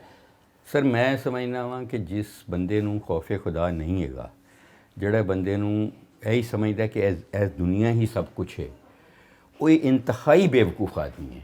ਉਹਨੂੰ ਅੱਖਾਂ ਖੋਲ੍ਹਣੀਆਂ ਚਾਹੀਦੀਆਂ ਨੇ, ਉਹਨੂੰ ਤੌਬਾ ਕਰਨੀ ਚਾਹੀਦੀ ਹੈ। ਤੌਬਾ ਦਾ ਦਰਵਾਜ਼ਾ ਹਮੇਸ਼ਾ ਖੁੱਲ੍ਹਾ ਲਾਲ, ਔਰ ਉਹਨੂੰ ਉਹ ਕੰਮ ਕਰਨਾ ਚਾਹੀਦਾ ਕਿ ਉਹ ਇਹ ਸੋਚੇ ਕਿ ਮੈਂ ਅੱਲਾ ਨੂੰ ਜਾ ਕੇ ਜਵਾਬ ਕੀ ਦਿਆਂਗਾ, ਕਿ ਮੇਰੇ ਦਾएं ਹੱਥ 'ਚ ਜਾਂ ਬਾएं ਹੱਥ 'ਚ ਮੇਰਾ ਮਾਲਨਾਮਾ ਹੋਏਗਾ। ਤੇ ਇਸ ਲਈ ਜਦੋਂ ਤੁਹਾਨੂੰ ਖੌਫੇ ਖੁਦਾ ਹੋਏਗਾ ਨਾ, ਤੁਸੀਂ ਡਾਕਟਰ ਵੀ ਬਿਹਤਰੀਨ ਬਣ ਜਾਓਗੇ, ਇੰਜੀਨੀਅਰ ਵੀ ਬਿਹਤਰੀਨ ਬਣ ਜਾਓਗੇ। ਡਾਕਟਰ ਉਹ ਬਿਹਤਰੀਨ ਨਹੀਂ ਜਿਹੜਾ ਇੰਨਾ ਪੜ੍ਹਿਆ ਲਿਖਿਆ, ਜਿਹੜਾ ਬੜੀ ਤਹਿਕੀਕ ਕੀਤੀ ਹੈ, ਜਿਹਨੇ ਡਾਕਟਰ ਉਹ ਬਿਹਤਰੀਨ ਹੈ ਜਿਹੜਾ ਬਿਹਤਰੀਨ ਇਨਸਾਨ ਹੈ। ਤੁਸੀਂ ਇਨਸਾਨ ਅੱਛੇ ਨਹੀਂ ਬਣੋਗੇ ਤੇ ਨਾ ਅੱਛੀ ਨਰਸ ਬਣੋਗੇ, ਨਾ ਅੱਛੇ ਡਾਕਟਰ ਬਣੋਗੇ। ਤੇ ਡਾਕਟਰ ਸਾਹਿਬ, ਆਪਣੇ ਬੱਚੇ ਜਿਹੜੇ ਨੇ ਉਹ ਵੀ ਮੈਡੀਕਲ ਦੇ ਸ਼ੁਬੇ ਨਾਲ ਹੀ ਵਾਬਸਤਾ ਨੇ? ਮਲਕ ਸਾਹਿਬ, ਸਾਡੀ ਜ਼ਿੰਦਗੀ ਦੇਖ ਕੇ ਕਿ ਦਿਨ ਰਾਤ ਹਰ ਵਕਤ ਅਟੈਂਸ਼ਨ ਰਹਿਣਾ, ਪਤਾ ਨਹੀਂ ਅੱਜ ਸੋਵਾਂਗੇ ਤੇ ਕਿੰਨੀ ਦਫਾ ਰਾਤ ਨੂੰ ਉੱਠਾਂਗੇ, ਔਰ ਕਿੰਨੀ ਭੱਜ ਦੌੜ ਕਿੱਥੇ ਜਾਵਾਂਗੇ। ਕਈ ਦਫਾ ਆਪਣੀ ਸ਼ਾਦੀਆਂ ਮਿਸ ਕਰਨੀਆਂ ਪੈਂਦੀਆਂ ਨੇ ਬਹੁਤ ਸਾਰੇ। ਤੇ ਮੇਰਾ ਖਿਆਲ ਹੈ ਬੱਚਿਆਂ ਨੇ ਡਾਕਟਰ ਜ਼ਰੂਰ ਬਣੀ ਆਇਸ਼ਾ, ਲੇਕਿਨ ਵੱਡੀ ਜਿਹੜੀ ਸਭ ਤੋਂ ਹੈ, ਲੇਕਿਨ ਉਹਨੇ ਫਿਰ ਕੋਲੰਬੀਆ ਜਾ ਕੇ ਜਰਨਲਿਜ਼ਮ ਕੀਤਾ। ਅੰਸਾ ਹੈ ਜਿਹੜੀ ਇੰਗਲੈਂਡ ਵਿੱਚ ਪੈਦਾ ਹੋਈ ਸੀ ਔਰ ਉਹ ਹੁਣ ਵੀ ਇੰਗਲੈਂਡ ਵਿੱਚ ਹੀ, ਉਹ ਡੈਂਟਿਸਟ ਹੈ ਔਰ ਪੂਰੀ ਪ੍ਰੈਕਟਿਸ ਕਰਦੀ ਹੈ ਇੰਗਲੈਂਡ ਵਿੱਚ, ਬੜੀ ਕਾਮਯਾਬ ਡੈਂਟਿਸਟ ਹੈ। ਉਸ ਤੋਂ ਬਾਅਦ ਸਾਦ ਹੈ, ਮੇਰਾ ਬੇਟਾ ਸਾਦ ਅਕਰਮ, ਇਹ ਬਿਜ਼ਨਸ ਵਿੱਚ ਹੈ। ਅਤੇ ਫਿਰ ਜਿਹੜੀ ਸਭ ਤੋਂ ਛੋਟੀ ਹੈ ਅਨਮ, ਉਹ ਕ੍ਰਿਮਜ਼ਨ ਇੱਕ ਫੈਸ਼ਨ ਡਿਜ਼ਾਈਨ ਹਾਊਸ ਹੈ, ਉਹ ਉਹਦੀ ਮਾਲਕ ਹੈ। ਸਾਦ ਸਾਹਿਬ ਤਸ਼ਰੀਫ ਰੱਖਦੇ ਨੇ ਸਾਡੇ ਇੱਥੇ, ਡਾਕਟਰ ਸਾਹਿਬ ਦੇ ਸਾਹਿਬਜ਼ਾਦੇ ਨੇ ਸਾਦ ਅਕਰਮ ਸਾਹਿਬ। ਤੇ ਸਾਦ ਸਾਹਿਬ, ਤੁਸੀਂ ਕੀ ਕਰਦੇ ਹੋ, ਕੀ ਸ਼ੌਕ ਹੈ ਤੁਹਾਡਾ? ਸਾਡੀ ਫਾਰਮਾਸਿਊਟੀਕਲ ਦੀ ਫੈਕਟਰੀ ਹੈ ਤੇ ਅਸੀਂ ਦਵਾਈਆਂ ਡਿਸਟ੍ਰੀਬਿਊਟ ਵੀ ਕਰਦੇ ਨੇ, ਤੇ ਨਾਲ 20 ਕੰਟਰੀਜ਼ ਅੰਦਰ ਸਾਡੀ ਐਕਸਪੋਰਟ ਵੀ ਹੁੰਦੀ ਹੈ। ਅੱਛਾ, तो वही मेरा है काम मेन। ਜੀ ਸਾਦ ਸਾਹਿਬ, ਫਾਰਮਾਸਿਊਟੀਕਲ ਕੰਪਨੀਆਂ ਦੇ ਹਵਾਲੇ ਨਾਲ ਵੀ ਬੜੀ ਗੱਲ ਹੁੰਦੀ ਹੈ ਅਕਸਰ ਦਵਾਈਆਂ ਦੇ ਮਹਿੰਗੇ ਹੋਣ ਦੇ ਬਾਰੇ 'ਚ, ਕਿ ਜਦੋਂ ਦਿਲ ਕਰਦਾ ਦਵਾਈਆਂ ਨੂੰ ਮਹਿੰਗਾ ਕਰ ਦਿੰਦੇ ਨੇ। ਤੇ ਇਹਦੇ ਬਾਰੇ 'ਚ ਕੀ ਕੋਈ ਤੁਸੀਂ ਜਿਸ ਤਰ੍ਹਾਂ ਪਤਾ ਲੱਗਿਆ ਕਿ ਇਹਨਾਂ ਦੀ ਜਿਹੜੀ ਐਸੋਸੀਏਸ਼ਨ ਹੈ ਫਾਰਮਾਸਿਊਟੀਕਲ ਫੈਕਟਰੀਆਂ ਦੀ, ਇਹਨਾਂ ਦੇ ਤੁਸੀਂ ਸਦਰ ਵੀ ਹੋ, ਤੇ ਇਸ ਹਸੀਅਤ ਨਾਲ ਥੋੜ੍ਹਾ ਇਹਨਾਂ ਦੱਸੋਗੇ ਕਿ ਇਹ ਜਿਹੜੀਆਂ ਦਵਾਈਆਂ ਦਾ ਮਹਿੰਗੇ ਮੂੰਗੇ ਹੋਣ ਦਾ ਤਾਲੁਕ ਹੈ, ਇਹਦੇ ਬਾਰੇ 'ਚ ਕੀ ਤੁਸੀਂ ਸਮਝਦੇ ਹੋ? सर जी वेखो, अगर ਤੁਸੀਂ ਪਿਛਲੇ 5 ਸਾਲ 10 ਸਾਲ 'ਚ ਹਿਸਾਬ ਲਾਓ ਤੇ ਬਿਜਲੀ ਕਿੰਨੀ ਮਹਿੰਗੀ ਹੋ ਗਈ, ਤੇਲ ਕਿੰਨਾ ਮਹਿੰਗਾ ਹੋ ਗਿਆ, ਹਰ ਸ਼ੈ ਹੀ ਮਹਿੰਗੀ ਹੋਈ ਹੈ, ਸਿਰਫ ਦਵਾਈਆਂ ਤੇ ਨਹੀਂ ਹੋਈ ਨਹੀਂ ਮਹਿੰਗੀ, ਹਰ ਸ਼ੈ ਹੀ ਮਹਿੰਗੀ ਹੋਈ ਹੈ। तो और ਤੁਸੀਂ ਅਗਰ ਕੰਪੇਅਰ ਕਰੋ ਕਿ ਫਾਰਮਾਸਿਊਟੀਕਲ ਕਿੰਨੀ ਮਹਿੰਗੀ ਹੋਈ ਹੈ, ਤੇ ਉਹ ਇਨਕਰੀਜ਼ ਬਹੁਤ ਜ਼ਿਆਦਾ ਨਹੀਂ ਹੈ। ਉਹ ਚੀਜ਼ ਨੂੰ ਮੀਡੀਆ ਜ਼ਿਆਦਾ ਹਾਈਲਾਈਟ ਜ਼ਰੂਰ ਕਰਦੀ ਹੈ ਕਿ ਜੀ ਬਹੁਤ ਮਹਿੰਗੀ ਹੋ ਗਈ, ਲੇਕਿਨ ਹਕੀਕਤ ਇਹ ਨਹੀਂ ਹੈ। ਹਕੀਕਤ ਇਹ ਹੈ ਕਿ ਅੱਜ ਵੀ ਅਗਰ ਤੁਸੀਂ ਪੈਨਾਡੋਲ ਦਾ एग्जाम्पल ले लवो, तो पाकिस्तान आज भी पूरी दुनिया के मुकाबले में सब तो सस्ती तरीन पैनाडोल पाकिस्तान ही है। और ये एक एग्जाम्पल दिया, लेकिन ऐसे ही तमाम दवाइयाँ यूं ही सबसे सस्ती आपको मिलेंगी पाकिस्तान में। अगर बेशक पिछले साल के अंदर दवाइयाँ दी प्राइस ज़रूर वधी है, बेशक वधी है, लेकिन वो ना वधी तो दवाइयाँ की अवेलेबिलिटी बिल्कुल खत्म हो चुकी सी। तो तुसी वेखो साल पहले काफ़ी शोर होना सी मीडिया ते कि फलानी दवाई अवेलेबल नहीं, फलानी दवाई नहीं मिल रही, फलानी दवाई शॉर्ट है। इहदा वजह की सी? दी वजह ये सी कि कॉस्ट जिहड़ी सी वो प्राइस तो भी उत्ते पहुँच चुकी सी, और गवर्नमेंट सानू प्राइस कंट्रोल होंदी है, साड़ी प्राइस कंट्रोल होती है गवर्नमेंट दी। तो वो ਸਾਨੂੰ ना इंक्रीज नहीं थे प्राइस करते क्योंकि गवर्नमेंट चाहती नहीं है कि साढ़े उत्ते ना आए कि ਅਸੀਂ ਦਵਾਈ ਕਰ ਦੀ ਮਹਿੰਗੀ ਤੇ ਫਿਰ ਅਸੀਂ ਬੜੀ ਮੀਟਿੰਗਾਂ ਕੀਤੀਆਂ SIFC ਨਾਲ ਇਹਦੇ ਨਾਲ ਉਹਦੇ ਨਾਲ ਔਰ ਯਹੀ ਉਹਨਾਂ ਨੂੰ ਸਮਝਾਇਆ ਕਿ ਸਰ ਹੁਣ ਵਕਤ ਆ ਗਿਆ ਕਿ ਜਾਂ ਤੁਸੀਂ ਪ੍ਰਾਈਸ ਵਧਾ ਦਿਓ ਜਾਂ ਫੈਕਟਰੀਆਂ ਬੰਦ ਕਰ ਦਿਓ ਔਰ ਤੁਸੀਂ ਫਿਰ ਸਾਰੀ ਦਵਾਈਆਂ ਇੰਪੋਰਟ ਸ਼ੁਰੂ ਕਰ ਦਿਓ तो ये जो एक ब्रीदिंग रूम फार्मा इंडस्ट्री ਨੂੰ ਮਿਲਿਆ ਹੈ ਇਹ ਨਾ ਮਿਲਦਾ ਤੇ ਬਿਲਕੁਲ तो समझो कि सारी फैक्ट्री एक एक करके बंद हो जानी सी। अच्छा साद साहब ਤੁਹਾਡੇ ਵਾਲਦ ਸਾਹਿਬ ਬੜੇ ਪਾਕਿਸਤਾਨ ਨਹੀਂ ਸਿਰਫ ਦੁਨੀਆ ਦੇ ਬੜੇ ਮਾਰੂਫ ਡਾਕਟਰ ਨੇ ਮੁਹੱਕਿਕ ਨੇ ਕੀ ਫੀਲ ਕਰਦੇ ਹੋ ਪ੍ਰਾਊਡ ਫੀਲ ਕਰਦੇ ਹੋ बहुत प्राउड फील करना बहुत ज़्यादा प्राउड फील करना doctor Sahib being a father ਤੁਹਾਨੂੰ ਟਾਈਮ ਦਿੰਦੇ ਨੇ बहुत ਘਰ ਦੇ ਵਿੱਚ ਬਹੁਤ ਇਕੱਠਾ ਤੁਸੀਂ ਵਕਤ ਗੁਜ਼ਾਰਦੇ ਹੋ ਮਤਲਬ ਕੰਮ ਦੇ ਵਿੱਚ ਤੇ ਨਹੀਂ ਕੰਮ ਦੇ ਵਿੱਚ ਤੇ ਨਹੀਂ ਡਾਕਟਰ ਸਾਹਿਬ ਦੀ ਆਪਣੀ ਇੰਨੀ ਮਸਰੂਫੀਅਤ ਹੁੰਦੀ ਹੈ ਹਸਪਤਾਲ ਦੀ ਪੇਸ਼ੈਂਟਾਂ ਦੀ ਹੋਰ ਇੰਨੇ ਕੰਮ ਇਹਨਾਂ ਦੇ ਤੇ ਕੰਮ ਦੇ ਤੇ ਜ਼ਿਆਦਾ ਨਹੀਂ ਕੰਮ ਤੇ ਮੈਂ ਔਰ ਮੇਰੀ ਵਾਲਦਾ ਹੀ ਜ਼ਿਆਦਾ ਇਨਵੋਲਵ ਹੁੰਦੇ ਨੇ लेकिन जहाँ तक डॉक्टर साहब की मेरे वालिद साहब की वैसे बात है तो हर शय मेरी कोशिश होती है कि इन्हों कोलों एडवाइस जरूर लवां ना सिर्फ वो हेल्थ रिलेटेड लेकिन फॉर लाइफ ਪਰਸਨਲ ਲਾਈਫ ਦੇ ਹਵਾਲੇ ਨਾਲ हाँ पर्सनल लाइफ के हवाले ना ਤੇ ਕਦੀ ਕੋਈ ਡਾਂਟ ਸ਼ਾਂਟ ਨਹੀਂ ਪਈ ਕਦੀ बड़ी पई डांट की मारा भी ਮਾਰਾਂ ਵੀ खाई ਖਾਈ ने हाँ मैं अपने आप को खुश नसीब समझना कि मेरे बाप ने मेरे उत्ते बहुत मेहनत की है। ਡਾਕਟਰ ਸਾਹਿਬ ਤੁਸੀਂ ਵੈਸੇ ਤੇ ਮਾਸ਼ਾਅੱਲਾ ਬਹੁਤ ਡਿਗਰੀਆਂ ਵੀ ਲਈਆਂ ਤੇ ਰਿਸਰਚ ਵੀ ਬਹੁਤ ਜ਼ਿਆਦਾ ਕੀਤੀ ਤੇ ਅਸੀਂ ਆਪਣੇ ਨਾਜ਼ਰੀਨ ਨੂੰ ਦੱਸਣ ਵਾਸਤੇ ਚਾਹਾਂਗੇ ਕਿ ਥੋੜਾ ਜਿਹਾ ਸਾਨੂੰ ਦੱਸੋ ਕਿ ਤੁਸੀਂ ਜਿਹੜੀ ਇਬਤਦਾਈ ਤਾਲੀਮ ਹੈ ਸਾਰੀ ਤੁਹਾਡੀ ਹੈ ਕਿੱਥੋਂ ਤੁਸੀਂ ਲਈ ਮੈਂ ਜਿਹੜੀ ਇਬਤਦਾਈ ਤਾਲੀਮ ਇੱਕ ਤਾਂ ਅਸੀਂ ਜੱਦੀ ਪੁਸ਼ਤੀ ਪੰਜਾਬ ਦੇ ਹੀ ਜੀ ਹਾਂ ਹਾਂ। ਕਿਧਰੋਂ ਮਾਈਗ੍ਰੇਟ ਨਹੀਂ ਕਰਕੇ ਆਏ ਜਾਂ ਹਿਜਰਤ ਨਹੀਂ ਕਰਨੀ ਪਈ ਤਾਲੀਮ ਮੇਰੀ ਬੁਨਿਆਦੀ ਤੌਰ ਤੇ ਸ਼ੁਰੂ ਤੇ ਜਸ਼ਨ ਕਾਲਜ ਦੀ ਹੈ ਅੱਛਾ ਜੀ ਔਰ ਫਿਰ ਉਸ ਤੋਂ ਬਾਅਦ ਮੈਂ ਗਵਰਨਮੈਂਟ ਕਾਲਜ ਲਾਹੌਰ ਰਾਵੀਅਨ ਹੋਣ ਦਾ ਮੈਨੂੰ ਬੜਾ ਫਖਰ ਹੈ ਅੱਛਾ, ਬੜਾ ਅੱਛਾ ਅਦਾਰਾ ਹੈ ਉਹ ਔਰ ਫਿਰ ਮੇਰੀ ਮੈਡੀਕਲ ਦੀ ਜਿਹੜੀ ਤਾਲੀਮ ਹੈ ਉਹ ਕਿੰਗ ਐਡਵਰਡ ਮੈਡੀਕਲ ਕਾਲਜ ਦੀ ਹੈ ਉਦੋਂ ਕਾਲਜ ਹੁੰਦਾ ਸੀ ਹੁਣ ਉਹ ਯੂਨੀਵਰਸਿਟੀ ਬਣ ਗਿਆ ਤੇ ਮੇਰੀ ਬੀਵੀ ਵੀ ਉੱਥੇ ਹੀ ਸੀ ਤੇ ਫਿਰ ਉਸ ਤੋਂ ਬਾਅਦ ਮੇਰੀ ਤਾਲੀਮ ਬਾਕੀ ਬਾਹਰ ਦੇ ਮੁਲਕਾਂ 'ਚ ਇੰਗਲੈਂਡ ਵਿੱਚ ਜ਼ਿਆਦਾਤਰ ਹੋਈ ਫਿਰ ਅਮਰੀਕਾ ਵਿੱਚ ਹੋਈ ਫਿਰ ਕਈ ਹੋਰ ਮਮਾਲਿਕ ਵਿੱਚ ਮੈਂ ਕਿਉਂਕਿ ਮੈਨੂੰ ਬਹੁਤ ਸ਼ੌਕ ਹੈ ਕਿ ਮੈਂ ਹਰ ਮੁਲਕ ਵਿੱਚ ਕੰਮ ਕਰਾਂ ਔਰ ਉਹਨਾਂ ਦਾ ਤਰੀਕਾ ਇਲਾਜ ਦੇਖਾਂ ਔਰ ਫਿਰ ਕੰਪੇਅਰ ਕਰਾਂ ਕਿ ਕਿਹੜਾ ਬਿਹਤਰੀਨ ਹੈ ਜਿਹੜਾ ਮੈਂ ਆਪਣੇ ਮੁਲਕ ਵਿੱਚ ਰੈਪਲੀਕੇਟ ਕਰ ਤਕਰੀਬਨ ਮੇਰੀ ਕਲਾਸ ਦੇ ਕੋਈ ਅਸੀਂ 70-80 ਲੋਕ ਬਾਹਰ ਗਏ ਸਾਂ ਲੜਕੇ ਲੜਕੀਆਂ ਤੇ ਮੈਂ ਉਹਨਾਂ ਚੰਦ ਵਿੱਚੋਂ ਹਾਂ ਜਿਹਨੇ ਉੱਥੇ ਤਾਲੀਮ ਜ਼ਰੂਰ ਲਿੱਤੀ ਫਿਰ ਮੈਂ ਆਪਣੇ ਮੁਲਕ ਆਇਆ ਔਰ ਮੈਨੂੰ ਅੱਜ ਤੱਕ ਇਸ ਚੀਜ਼ ਦੀ ਕਦੀ ਰਿਗਰੈਟ ਨਹੀਂ ਹੋਈ ਮੈਂ ਉੱਥੇ ਵੀ ਉਸ ਵੇਲੇ ਸੀਨੀਅਰ ਰਜਿਸਟਰਾਰ ਸਾਂ ਹਾਲ ਰਾਇਲ ਇਨਫਰਮਰੀ ਦਾ ਬਹੁਤ ਵੱਡਾ ਹਸਪੀਟਲ ਹੈ ਯਾਰਕਸ਼ਾਇਰ ਦਾ ਜੀ ਜੀ ਵਾਪਸ ਨਹੀਂ ਰਿਵਰਸ ਨਹੀਂ ਲੱਗਾ ਤੇ ਇਸ ਲਈ ਆਪਣੇ ਮੁਲਕ ਜਾਂ ਮੁਲਕ ਕੋਈ ਨਹੀਂ ਜਿਹੋ ਜਿਹਾ ਵੀ ਹੈ ਅਸੀਂ ਇਹਨੂੰ ਠੀਕ ਕਰਨਾ ਹੈ ਅੱਲਾਹ ਤਾਲਾ ਨੇ ਸਾਡੇ ਕੋਲੋਂ ਹੀ ਠੀਕ ਕਰਾਉਣਾ ਹੈ ਕੋਈ ਫਰਿਸ਼ਤੇ ਨਹੀਂ ਭੇਜਣੇ ਡਾਕਟਰ ਸਾਹਿਬ ਸਾਡਾ ਬਹੁਤ ਵੱਡਾ ਸਰਮਾਇਆ ਅਸੀਂ ਕਵਾਂਗੇ ਕਿ ਇੰਨੇ ਤੁਸੀਂ ਬ੍ਰੇਨ ਦੀ ਗੱਲ ਕੀਤੀ ਕਿ ਇਤਨੇ ਅੱਛੇ ਡਾਕਟਰਸ ਇਤਨੇ ਪੜ੍ਹੇ ਲਿਖੇ ਡਾਕਟਰਸ ਉਹ ਇੱਥੇ ਪੜ੍ਹ ਕੇ ਰਿਸਰਚ ਕਰਕੇ ਬਹੁਤ ਕੁਝ ਐਕਸਪੀਰੀਅੰਸ ਲੈ ਕੇ ਤੇ ਬਾਹਰ ਦੇ ਮੁਲਕਾਂ 'ਚ ਜਾ ਕੇ ਸੈਟਲ ਹੋ ਗਏ ਉਹ ਤੁਹਾਡੇ ਵਾਲੀ ਗੱਲ ਵੀ ਜਿਹੜੀ ਤੁਸੀਂ ਹੁਣੇ ਕੀਤੀ ਲੇਕਿਨ ਕਿਆ ਇਹ ਮੁਮਕਿਨ ਨਹੀਂ ਹੈ ਕਿ ਅਗਰ ਉਹ ਸਾਰੇ ਵਾਪਸ ਆ ਜਾਣ ਤੇ ਤੁਹਾਡਾ ਜਿਹੜਾ ਇੱਥੇ ਦਾ ਹੈਲਥ ਸਰਵਿਸ ਸਿਸਟਮ ਹੈ ਉਹ ਕੁਝ ਆਪਣੇ ਪੈਰਾਂ ਤੇ ਖੜਾ ਹੋਣ ਦੇ ਕਾਬਿਲ ਹੋ ਜਾਵੇ ਦੇਖੋ ਮਲਿਕ ਸਾਹਿਬ ਮੈਂ ਅੱਲਾ ਨੇ ਮੈਨੂੰ ਬਹੁਤ ਮੌਕਾ ਦਿੱਤਾ ਕਿ ਮੈਂ ਦੁਨੀਆ ਦੇ ਬਿਹਤਰੀਨ ਹਸਪੀਟਲਾਂ 'ਚ ਕੰਮ ਕੀਤਾ ਹੈ ਉਹਦੇ ਵਿੱਚ ਇੱਕ ਮੇਓ ਕਲੀਨਿਕ ਵੀ ਹੈ ਤੇ ਮੇਓ ਕਲੀਨਿਕ ਜਿਹੜਾ ਰੈਵੋਲੂਸ਼ਨ ਹੋਈ ਕਿ ਦੁਨੀਆ ਦਾ ਸਭ ਤੋਂ ਬਿਹਤਰੀਨ ਹਸਪੀਟਲ ਬਣਿਆ ਉਹ ਪਾਕਿਸਤਾਨੀਆਂ ਨੇ ਬਣਾਇਆ ਸੀ ਉੱਥੇ ਅੱਛਾ ਸਭ ਤੋਂ ਬਿਹਤਰੀਨ 에ਅਰਲਾਈਨ ਆ ਤੁਹਾਡੀ ਉਹ ਵੀ ਪਾਕਿਸਤਾਨੀਆਂ ਨੇ ਬਣਾਈ ਸਭ ਤੋਂ ਬਿਹਤਰ ਬੈਂਕ ਵੀ ਪਾਕਿਸਤਾਨੀਆਂ ਨੇ ਬਣਾਇਆ ਮਸਲਾ ਇਹ ਵੇ ਕਿ ਅਸੀਂ ਗਿਵ ਅਪ ਕਰ ਦਿੰਦੇ ਹਾਂ ਕਿ ਅਸੀਂ ਆਂਦੇ ਜ਼ਰੂਰ ਨੇ ਔਰ ਇੱਥੇ ਆ ਕੇ ਇੱਥੋਂ ਦੀਆਂ ਮੁਸ਼ਕਲਾਂ ਦੇਖਦੇ ਨੇ ਜੀ ਜੀ ਕਿ ਜੀ ਇੱਥੇ ਛੁੱਟੀ ਲੈਣਾ ਵੀ ਬੜਾ ਮੁਸ਼ਕਲ ਹੈ ਇੱਥੇ ਪਾਸਪੋਰਟ ਬਣਾਉਣਾ ਵੀ ਮੁਸ਼ਕਲ ਹੈ ਇੱਥੇ ਬਿਜਲੀ ਦਾ ਬਿੱਲ ਵੀ ਦੇਣਾ ਲੇਕਿਨ ਮੈਂ ਇੱਕ ਚੀਜ਼ ਸਮਝਣਾ ਕਿ ਇਹ ਪ੍ਰਿਮਿਟਿਵਨੈਸ ਜਿਹੜੀ ਹੈ ਨਾ ਜਿਹੜੀ ਸਾਡੀ ਸੁਸਾਇਟੀ ਦੀ ਬੁਨਿਆਦੀ ਚੀਜ਼ ਹੈ ਕਿ ਆਪਣੇ ਆਪ ਚੀਜ਼ਾਂ ਨਹੀਂ ਹੋਣੀਆਂ ਉਹ ਸਿਸਟਮ ਨਹੀਂ ਕੰਮ ਕਰਦਾ ਬੰਦੇ ਕੰਮ ਕਰਦੇ ਨੇ ਪਰਸਨੈਲਿਟੀਆਂ ਕੰਮ ਕਰਦੀਆਂ ਬਿਲਕੁਲ ਸਹੀ ਇਹਨੂੰ ਮੈਂ ਸਟਰੈਂਥ ਸਮਝਣਾ ਇਹ ਤੁਹਾਨੂੰ ਤਾਜ਼ੀ ਸਮਝ ਲੱਗੇਗੀ ਤੁਸੀਂ ਇਸ ਚੱਕੀ 'ਚ ਪਿਸੋਗੇ ਤੇ ਜੀ ਹਾਂ ਜੀ ਕਿ ਦੇਖੋ ਤੁਸੀਂ ਅੱਛਾ ਕਰੋ ਨਾ ਇਸ ਮੁਲਕ 'ਚ ਤੇ ਤੁਹਾਡੇ ਲਈ ਲੋਕ ਜਾਨ ਦੇਣ ਲਈ ਤਿਆਰ ਨੇ, ਜਿਹੜਾ ਕਿਸੇ ਦੂਸਰੇ ਮੁਲਕ ਹੀ ਨਹੀਂ। ਲੋਕੀ ਤਾਂ ਦਵਾਵਾਂ ਦੀਆਂ ਅੰਬਾਰ ਲਗਾ ਦਿੰਦੇ ਨੇ, ਇੱਕ ਦਵਾ ਤੁਹਾਡੀ ਲੱਗ ਗਈ ਉਹਨਾਂ ਦੀ ਬਿਮਾਰ ਦੀ ਦਵਾ ਵੀ ਸਿੱਧੀ ਅੱਲਾ ਕੋਲ ਜਾਂਦੀ ਹੈ ਤੇ ਤੁਹਾਡੀ ਜ਼ਿੰਦਗੀ ਨਹੀਂ, ਤੁਹਾਡੀ ਪੁਸ਼ਤਾਂ ਸੰਵਰ ਜਾਣਗੀਆਂ। ਤੇ ਡਾਕਟਰ ਸਾਹਿਬ ਆਪਣੀ ਫਿਟਨੈਸ ਦਾ ਕੀ ਰਾਜ਼ ਹੈ ਜਨਾਬ ਦਾ?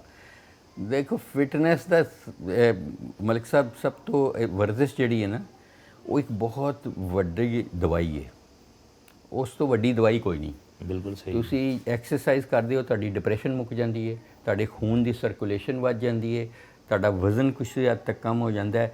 ਇਹਦੇ ਅੱਲਾਹ ਤਾਲਾ ਨੇ ਇੰਨਾ ਸ਼ਿਫਾ ਰੱਖਿਆ ਹੈ ਇਸ ਵਰਜ਼ਿਸ਼ ਵਿੱਚ ਕਿ ਤੁਸੀਂ ਸੋਚ ਨਹੀਂ ਸਕਦੇ। ਸਾਡੇ ਪੈਗੰਬਰ ਹਜ਼ੂਰ ਸੱਲੱਲਾਹੁ ਅਲੈਹਿ ਵਸੱਲਮ ਨੇ ਦੇਖੋ, ਪਤਲੇ ਦੁਬਲੇ ਸਮਾਰਟ, ਇਸ ਤੋਂ ਵੱਡਾ ਸਮਾਰਟ ਇਨਸਾਨ ਕੋਈ ਨਹੀਂ ਹੋ ਸਕਦਾ, ਔਰ ਪੈਦਲ ਚੱਲਦੇ ਸਨ। ਹਜ਼ਰਤ ਬਿਲਾਲ ਨਾਲ ਹੁੰਦੇ ਸਨ। ਸਭ ਤੋਂ ਵੱਡਾ ਫਿਲਾਂਥਰਪਿਸਟ ਦੁਨੀਆ ਦਾ ਉਹ ਹੈ, ਕੋਈ ਨਹੀਂ। ਜੇ ਵੀ ਜਿੰਨੇ ਪੈਸੇ ਨੇ, ਘਰ ਨਹੀਂ ਜਾਣਾ। ਘਰ ਉਦੋਂ ਜਾਣਾ ਜਦੋਂ ਹਜ਼ਰਤ ਬਿਲਾਲ ਰਜ਼ੀ ਅੱਲਾਹ ਤਾਲਾ ਨੇ ਕਹਿਣਾ ਹੈ, ਐ ਅੱਲਾਹ ਕੇ ਪੈਗੰਬਰ ਜੇਬਾਂ ਖਾਲੀ ਹੋ ਗਈਆਂ, ਹੁਣ ਚਲੀਏ। ਜਿੰਨੇ ਵੀ ਪੈਸੇ ਸਨ ਵੰਡ ਕੇ ਜਾਣੇ ਨੇ। ਤਾਂ ਉਹ ਉਹਨਾਂ ਦੀ ਜ਼ਿੰਦਗੀ ਦੇਖੋ ਵਰਜ਼ਿਸ਼ ਨਾਲ ਭਰੀ ਹੋਈ। ਤੇ ਇਸ ਲਈ ਇਸ ਵੇਲੇ ਵਰਜ਼ਿਸ਼ ਜੇ ਕਿਸੇ ਨੂੰ ਮੈਂ ਕਹਾਂ ਉਹਦੇ ਤੇ ਉਹਦੀ ਬਿਹਤਰੀ ਲਈ ਕੁਝ ਐਡਵਾਈਸ ਦਿਆਂ ਤੇ ਉਹ ਇਹੋ ਹੀ ਹੋਏਗੀ ਕਿ ਜ਼ਿੰਦਗੀ 'ਚ ਵਰਜ਼ਿਸ਼ ਲਿਆਓ, ਕਿਉਂਕਿ ਵਰਜ਼ਿਸ਼ ਖਤਮ ਹੋ ਗਈ ਹੈ। ਅਸੀਂ ਇੱਥੋਂ ਨਾਲ ਦੇ ਘਰ ਵੀ ਜਾਣਾ ਤੇ ਗੱਡੀ ਤੇ ਚਲੇ ਜਾਵਾਂਗੇ, ਅਸੀਂ ਲਿਫਟ ਦਾ ਇੰਤਜ਼ਾਰ ਕਰਾਂਗੇ 10 ਮਿੰਟ, ਸੀੜੀਆਂ ਨਹੀਂ ਚੜਾਂਗੇ, ਠੀਕ ਹੈ। ਅਸੀਂ ਗਾਰਡਨਿੰਗ ਖੁਦ ਕਰ ਲਈਏ ਕਿਸੇ ਵੇਲੇ, ਵਰਜ਼ਿਸ਼ ਸਾਡੀ ਜ਼ਿੰਦਗੀ 'ਚੋਂ ਖਤਮ ਹੋ ਚੁੱਕੀ ਹੈ ਡੇਲੀ ਬੇਸਿਸ ਤੇ ਰੋਜ਼ਾਨਾ। ਜੀ ਅਲਹਮਦੁਲਿਲਾ। ਹੁਣ ਮਲਕ ਸਾਹਿਬ ਤੁਹਾਡੀ ਵਜ੍ਹਾ ਨਾਲ ਅੱਜ ਐਕਸਰਸਾਈਜ਼ ਵੀ ਲੇਟ ਹੋ ਰਹੀ ਹੈ ਕਿ ਅਸੀਂ ਬੈਠੇ ਹਾਂ, એનર્ਜੀ ਤੇ ਨਹੀਂ ਵੇਸਟ ਕੰਜ਼ਿਊਮ ਹੋ ਰਹੀ। ਤੇ ਹੁਣ ਇਨਸ਼ਾਅੱਲਾ ਚੱਲਨੇ ਆ ਤੇ ਵਰਜ਼ਿਸ਼ ਕਰਨੇ ਆ, ਕਿਉਂਕਿ ਦਿਨ ਮੇਰਾ ਹਮੇਸ਼ਾ ਨਮਾਜ਼ ਦੇ ਨਾਲ ਸ਼ੁਰੂ ਹੁੰਦਾ ਹੈ, ਕੁਰਾਨ ਪਾਕ ਦੇ ਨਾਲ ਸ਼ੁਰੂ ਹੁੰਦਾ ਹੈ ਤੇ ਫਿਰ ਵਰਜ਼ਿਸ਼ ਦੇ ਨਾਲ ਸ਼ੁਰੂ ਹੁੰਦਾ। ਉਹ ਜ਼ਿੰਦਗੀ ਦਾ ਇੱਕ ਹਿੱਸਾ ਹੈ। ਨਾਜ਼ਰੀਨ, ਵਕਤ ਹੋਇਆ ਹੈ ਇੱਕ ਛੋਟੇ ਜਿਹੇ ਵਕਫੇ ਦਾ। ਸਾਡੇ ਨਾਲ ਲੈਣਾ, ਵਕਫੇ ਤੋਂ ਬਾਅਦ ਦੁਬਾਰਾ ਮਿਲਨੇ ਆ ਇਨਸ਼ਾਅੱਲਾ।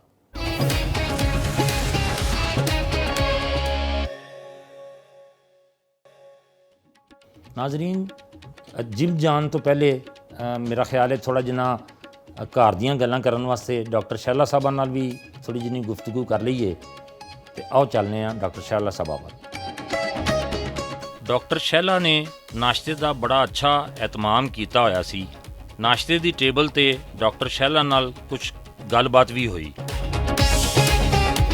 ਡਾਕਟਰ ਸਾਹਿਬ ਬਹੁਤ ਸ਼ੁਕਰੀਆ, ਤੁਹਾਡਾ ਬੜਾ ਪੁਰਤਕੱਲਫ ਤੁਸੀਂ ਪੰਜਾਬ ਦਾ ਰਵਾਇਤੀ ਨਾਸ਼ਤਾ ਸਾਨੂੰ ਕਰਵਾ ਰਹੇ ਹੋ ਤੇ ਅਸੀਂ ਇਸ ਨਾਸ਼ਤੇ ਦੀ ਟੇਬਲ ਦੇ ਬੈਠ ਕੇ ਤੇ ਤੁਹਾਡੀ ਮੌਜੂਦਗੀ ਦਾ ਫਾਇਦਾ ਉਠਾਉਂਦੇ ਆਏ ਹਾਂ। ਅਸੀਂ ਸੋਚਿਆ ਕਿ ਚਲੋ ਥੋੜ੍ਹਾ ਜਿਹਾ ਤੁਹਾਡੇ ਨਾਲ ਘਰ ਦੇ ਬਾਰੇ 'ਚ ਵੀ ਗੁਫ਼ਤਗੂ ਕਰੀਏ। ਜੀ ਆਇਆਂ ਨੂੰ ਜੀ। ਮਿਹਰਬਾਨੀ ਜੀ, ਮਿਹਰਬਾਨੀ ਜੀ।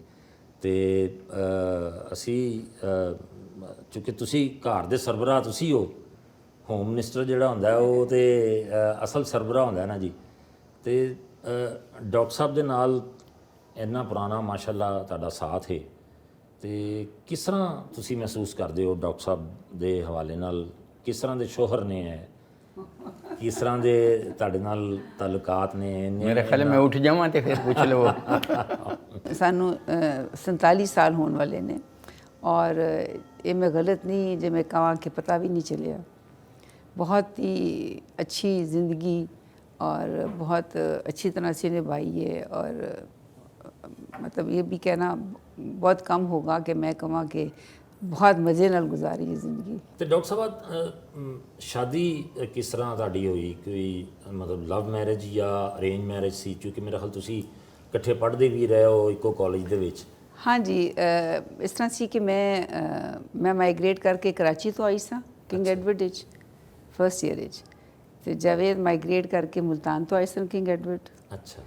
तो बस जितना अल्लाह ने मिलाना होए तो माइग्रेट करके असी फिर क्लास फेलोज़ हो गए, फिर उस तरह ही बस अगे दोस्ती हो गई और साड़ी बहुत जल्दी निकाह हो गया सी। साडा 3rd ईयर विच निकाह हो गया सी। अच्छा, हाँ जी, हाँ जी, मतलब पढ़ रहे हाँ जी। और शादी मेरी 4th ईयर हो गई सी। अच्छा, शादी हाँ 4th जी। ईयर हो गई। एग्जाम ਜਿਹੜਾ ਹੈ MBBS ਦਾ ਮੈਂ ਸ਼ਾਦੀ ਤੋਂ ਬਾਅਦ ਦਿੱਤਾ ਸੀ। ਤੇ ਇਹਦਾ ਮਤਲਬ ਹੈ ਕਿ ਇਹ ਲਵ ਅਰੇਂਜ ਮੈਰਿਜ ਹੋ ਗਈ? ਹਾਂਜੀ, ਅਰੇਂਜ ਮੈਰਿਜ, ਹਾਂਜੀ, ਸੌਰਟ ਆਫ ਲਵ ਅਰੇਂਜ। ਘਰ ਵਾਲਿਆਂ ਨੇ ਸਾਰਿਆਂ ਨੇ ਐਗਰੀ ਕੀਤਾ ਤੁਹਾਡੇ ਦੋਨਾਂ ਦੀ ਰਾਏ ਨੂੰ? ਜੀ ਜੀ। ਬਗਾਵਤ ਨਹੀਂ ਕਰਨੀ ਪਈ। ਬਗਾਵਤ ਨਹੀਂ ਕਰਨੀ ਪਈ ਅੱਜ ਕੱਲ੍ਹ ਦੀ ਤਰ੍ਹਾਂ ਦੇ। ਹਾਂਜੀ। ਸਾਡੀ ਬੱਚੀ ਆਇਸ਼ਾ ਪੈਦਾ ਹੋ ਚੁੱਕੀ ਸੀ ਜਦੋਂ ਅਸੀਂ ਡਾਕਟਰ ਬਣੇ ਸਨ। ਅੱਛਾ ਮਾਸ਼ਾਅੱਲਾ। हाँ मेरा एग्ज़ाम पैदाइश तो कोई हफ्ता पहले ख़त्म होया सी ਅੱਛਾ MBBS ਦਾ। ਹਾਂਜੀ ਡਾਕਟਰ ਸਾਹਿਬ ਘਰ ਦੇ ਵਿੱਚ ਮਤਲਬ ਰਹਿੰਦੇ ਹੋ ਤੁਸੀਂ, ਤੁਹਾਡਾ ਤਾਲੁਕ ਥੋੜਾ ਜਿਹਾ ਬਿਜ਼ਨਸ ਦੇ ਨਾਲ ਹੈ, ਡਾਕਟਰ ਸਾਹਿਬ ਦਾ ਤਾਲੁਕ ਇੱਕ ਜ਼ਿਆਦਾਤਰ ਵੈਸੇ ਤੇ ਇਹਨਾਂ ਦਾ ਤਾਲੁਕ ਸਰਕਾਰੀ ਸਰਕਾਰੀ ਰਿਹਾ ਹਸਪਤਾਲ ਜੀ ਹਾਂ। ਡਿਪਾਰਟਮੈਂਟਸ ਦੇ ਨਾਲ, ਤੇ ਮਤਲਬ ਇਹ ਜ਼ਿਹਨ ਆਪਸ ਚ ਮੈਚ ਕਰ ਜਾਂਦੇ ਨੇ, ਕੋਈ ਇਖਤਲਾਫ ਤੇ ਨਹੀਂ ਹੁੰਦਾ ਕਿਸੇ ਗੱਲ ਦੇਖੋ ਮੇਰਾ ਨਹੀਂ ਖਿਆਲ ਕਿ ਲੋਕ ਕਹਿੰਦੇ ਨੇ ਕਿ ਇੱਕ ਪ੍ਰੋਫੈਸ਼ਨ ਹੋਏ, ਇੱਕ ਤੇ ਗਰੁੱਪ ਇਹ ਕਹਿੰਦਾ ਕਿ ਇੱਕ ਪ੍ਰੋਫੈਸ਼ਨ ਹੋਏ ਤੇ ਬੜੀ ਅੱਛੀ ਨਿਭਦੀ ਹੈ, ਇੱਕ ਗਰੁੱਪ ਕਹਿੰਦਾ ਇੱਕ ਪ੍ਰੋਫੈਸ਼ਨ ਹੋਏ ਤੇ ਨਹੀਂ ਨਿਭਦੀ, ਆਪਸ ਵਿੱਚ ਕੰਪੀਟੀਸ਼ਨ ਆ ਜਾਂਦੀ ਹੈ। ਲੇਕਿਨ ਆ ਹੈ ਕਿ ਜਦੋਂ ਤੁਸੀਂ ਇਸ ਚੀਜ਼ ਨੂੰ ਆਪਣੇ ਤੋਂ ਅਲੱਗ ਰੱਖੋ ਨਾ, ਆਪਣੇ ਰਿਲੇਸ਼ਨਸ਼ਿਪ ਤੋਂ, ਕਿ ਮੇਰਾ ਔਰ ਇਹਨਾਂ ਦਾ ਪ੍ਰੋਫੈਸ਼ਨ ਔਰ ਜਿਹੜੀ ਸਾਡੀ ਰਿਲੇਸ਼ਨਸ਼ਿਪ ਹੈ ਉਹ ਜੇ ਅਲੱਗ-ਅਲੱਗ ਰਹੇ ਨਾ, ਤੇ ਫਿਰ ਮੇਰਾ ਨਹੀਂ ਖਿਆਲ ਕਿ ਅਸੀਂ ਮੁਸੱਲਤ ਨਾ ਕਰੀਏ ਆਪਣੀ ਪ੍ਰੋਫੈਸ਼ਨ ਨੂੰ। ਹਾਂ ਜੀ, तो मेरा नहीं ख्याल कि कोई भी चीज़ मुश्किल है। बहरहाल असी बहुत माशाल्लाह आई वुड से कि बहुत ही अच्छा साडा टीम वर्क रहा है, और असी कभी ये सोचे नहीं कि कौन सीनियर है तो कौन जूनियर है, कौन सुपीरियर है तो कौन CEO है तो कौन चेयरमैन है। ਔਰ ਮੈਂ ਸਮਝਦਾ ਕਿ ਇਸ ਰਿਸ਼ਤੇ ਦੇ ਵਿੱਚ ਸਭ ਤੋਂ ਕਾਮਯਾਬੀ ਕਰਨ ਲਈ ਕਿ ਇਹ ਸ਼ਾਦੀਆਂ ਕਾਮਯਾਬ ਹੋਣ, ਤਲਾਕਾਂ ਨਾ ਹੋਣ ਜਾਂ ਜੋ ਵੀ, ਤੇ ਉਹਦੇ 'ਚ ਜ਼ਾਹਿਰ ਹੈ ਉੱਚ ਨੀਚ ਤੇ ਹਰ ਵਕਤ ਹੁੰਦੀ ਹੈ। ਇਹ ਤਾਂ ਨਹੀਂ ਕਿ ਸਾਡੇ 'ਚ ਕਦੀ ਲੜਾਈ ਨਹੀਂ ਹੋਈ, ਜਾਂ ਬਹੁਤ ਹੋਈਆਂ, ਹੋਣੀਆਂ ਵੀ ਚਾਹੀਦੀਆਂ, ਮਗਰ ਲੜਾਈ ਦਾ ਮਕਸਦ ਹੋਣਾ ਚਾਹੀਦਾ ਕਿ ਬੇਦਰ ਜ਼ਿੰਦਗੀ ਉਹਦੇ ਤੋਂ ਸਿੱਖੀਏ।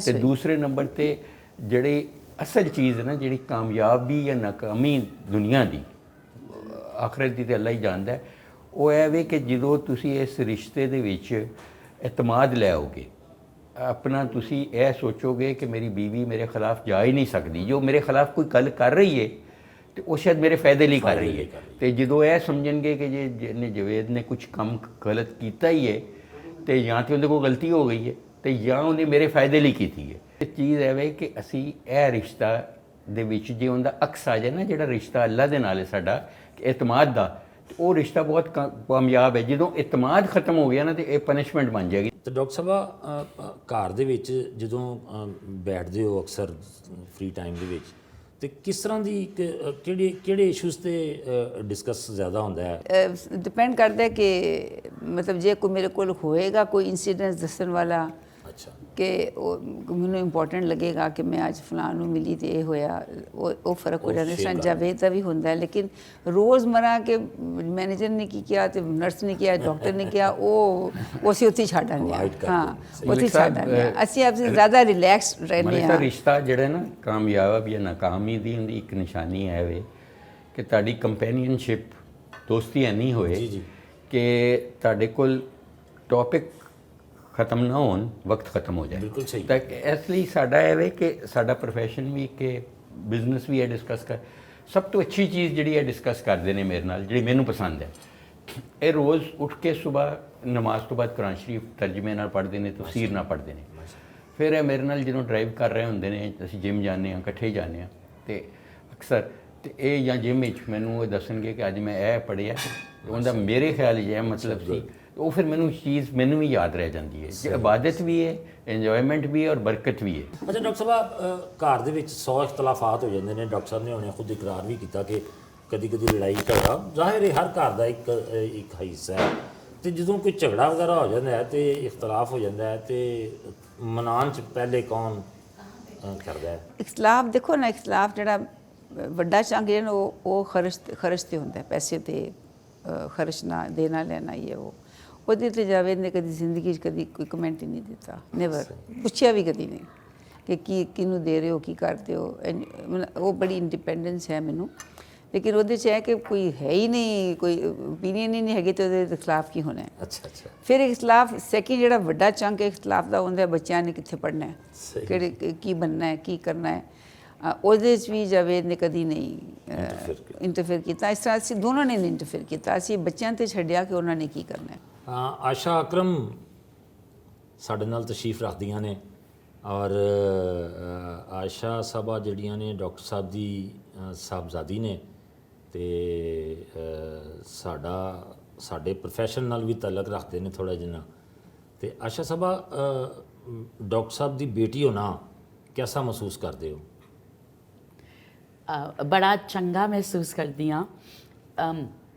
जो मेरे वालिद साहब हैं, इन्ना दी सबसे अजीज़ जो क्वालिटी है वो मैनू लगती है कि इनकी आजिज़ी है।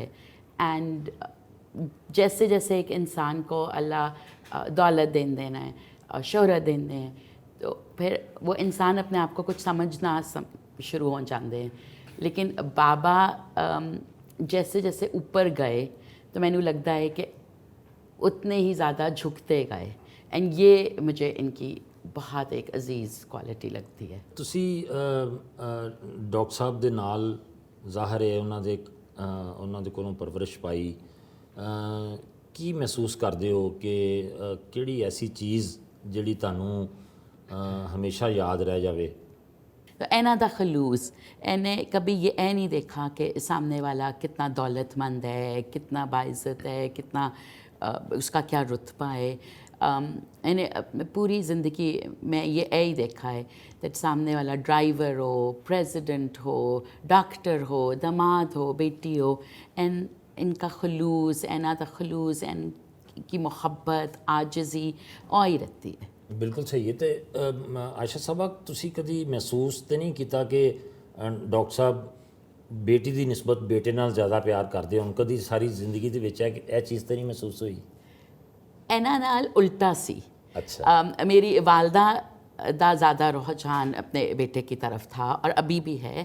और हम अक्सर अपनी वालदा को कहते भी हैं कि ताड़े दिल दे दो हिस्से हैं, एक हिस्से विच सिर्फ बेटा है और दूसरे हिस्से विच 3 हिस्से हैं और उत्थे ताड़ी तीनों बेटियां रहती हैं। लेकिन बाबा का मैनू लगता है उल्टा है। सो दिल में जो ज़्यादा हिस्सा है और हमेशा बेटियां नू दिता है। बहुत बहुत शुक्रिया ਤੁਹਾਡਾ।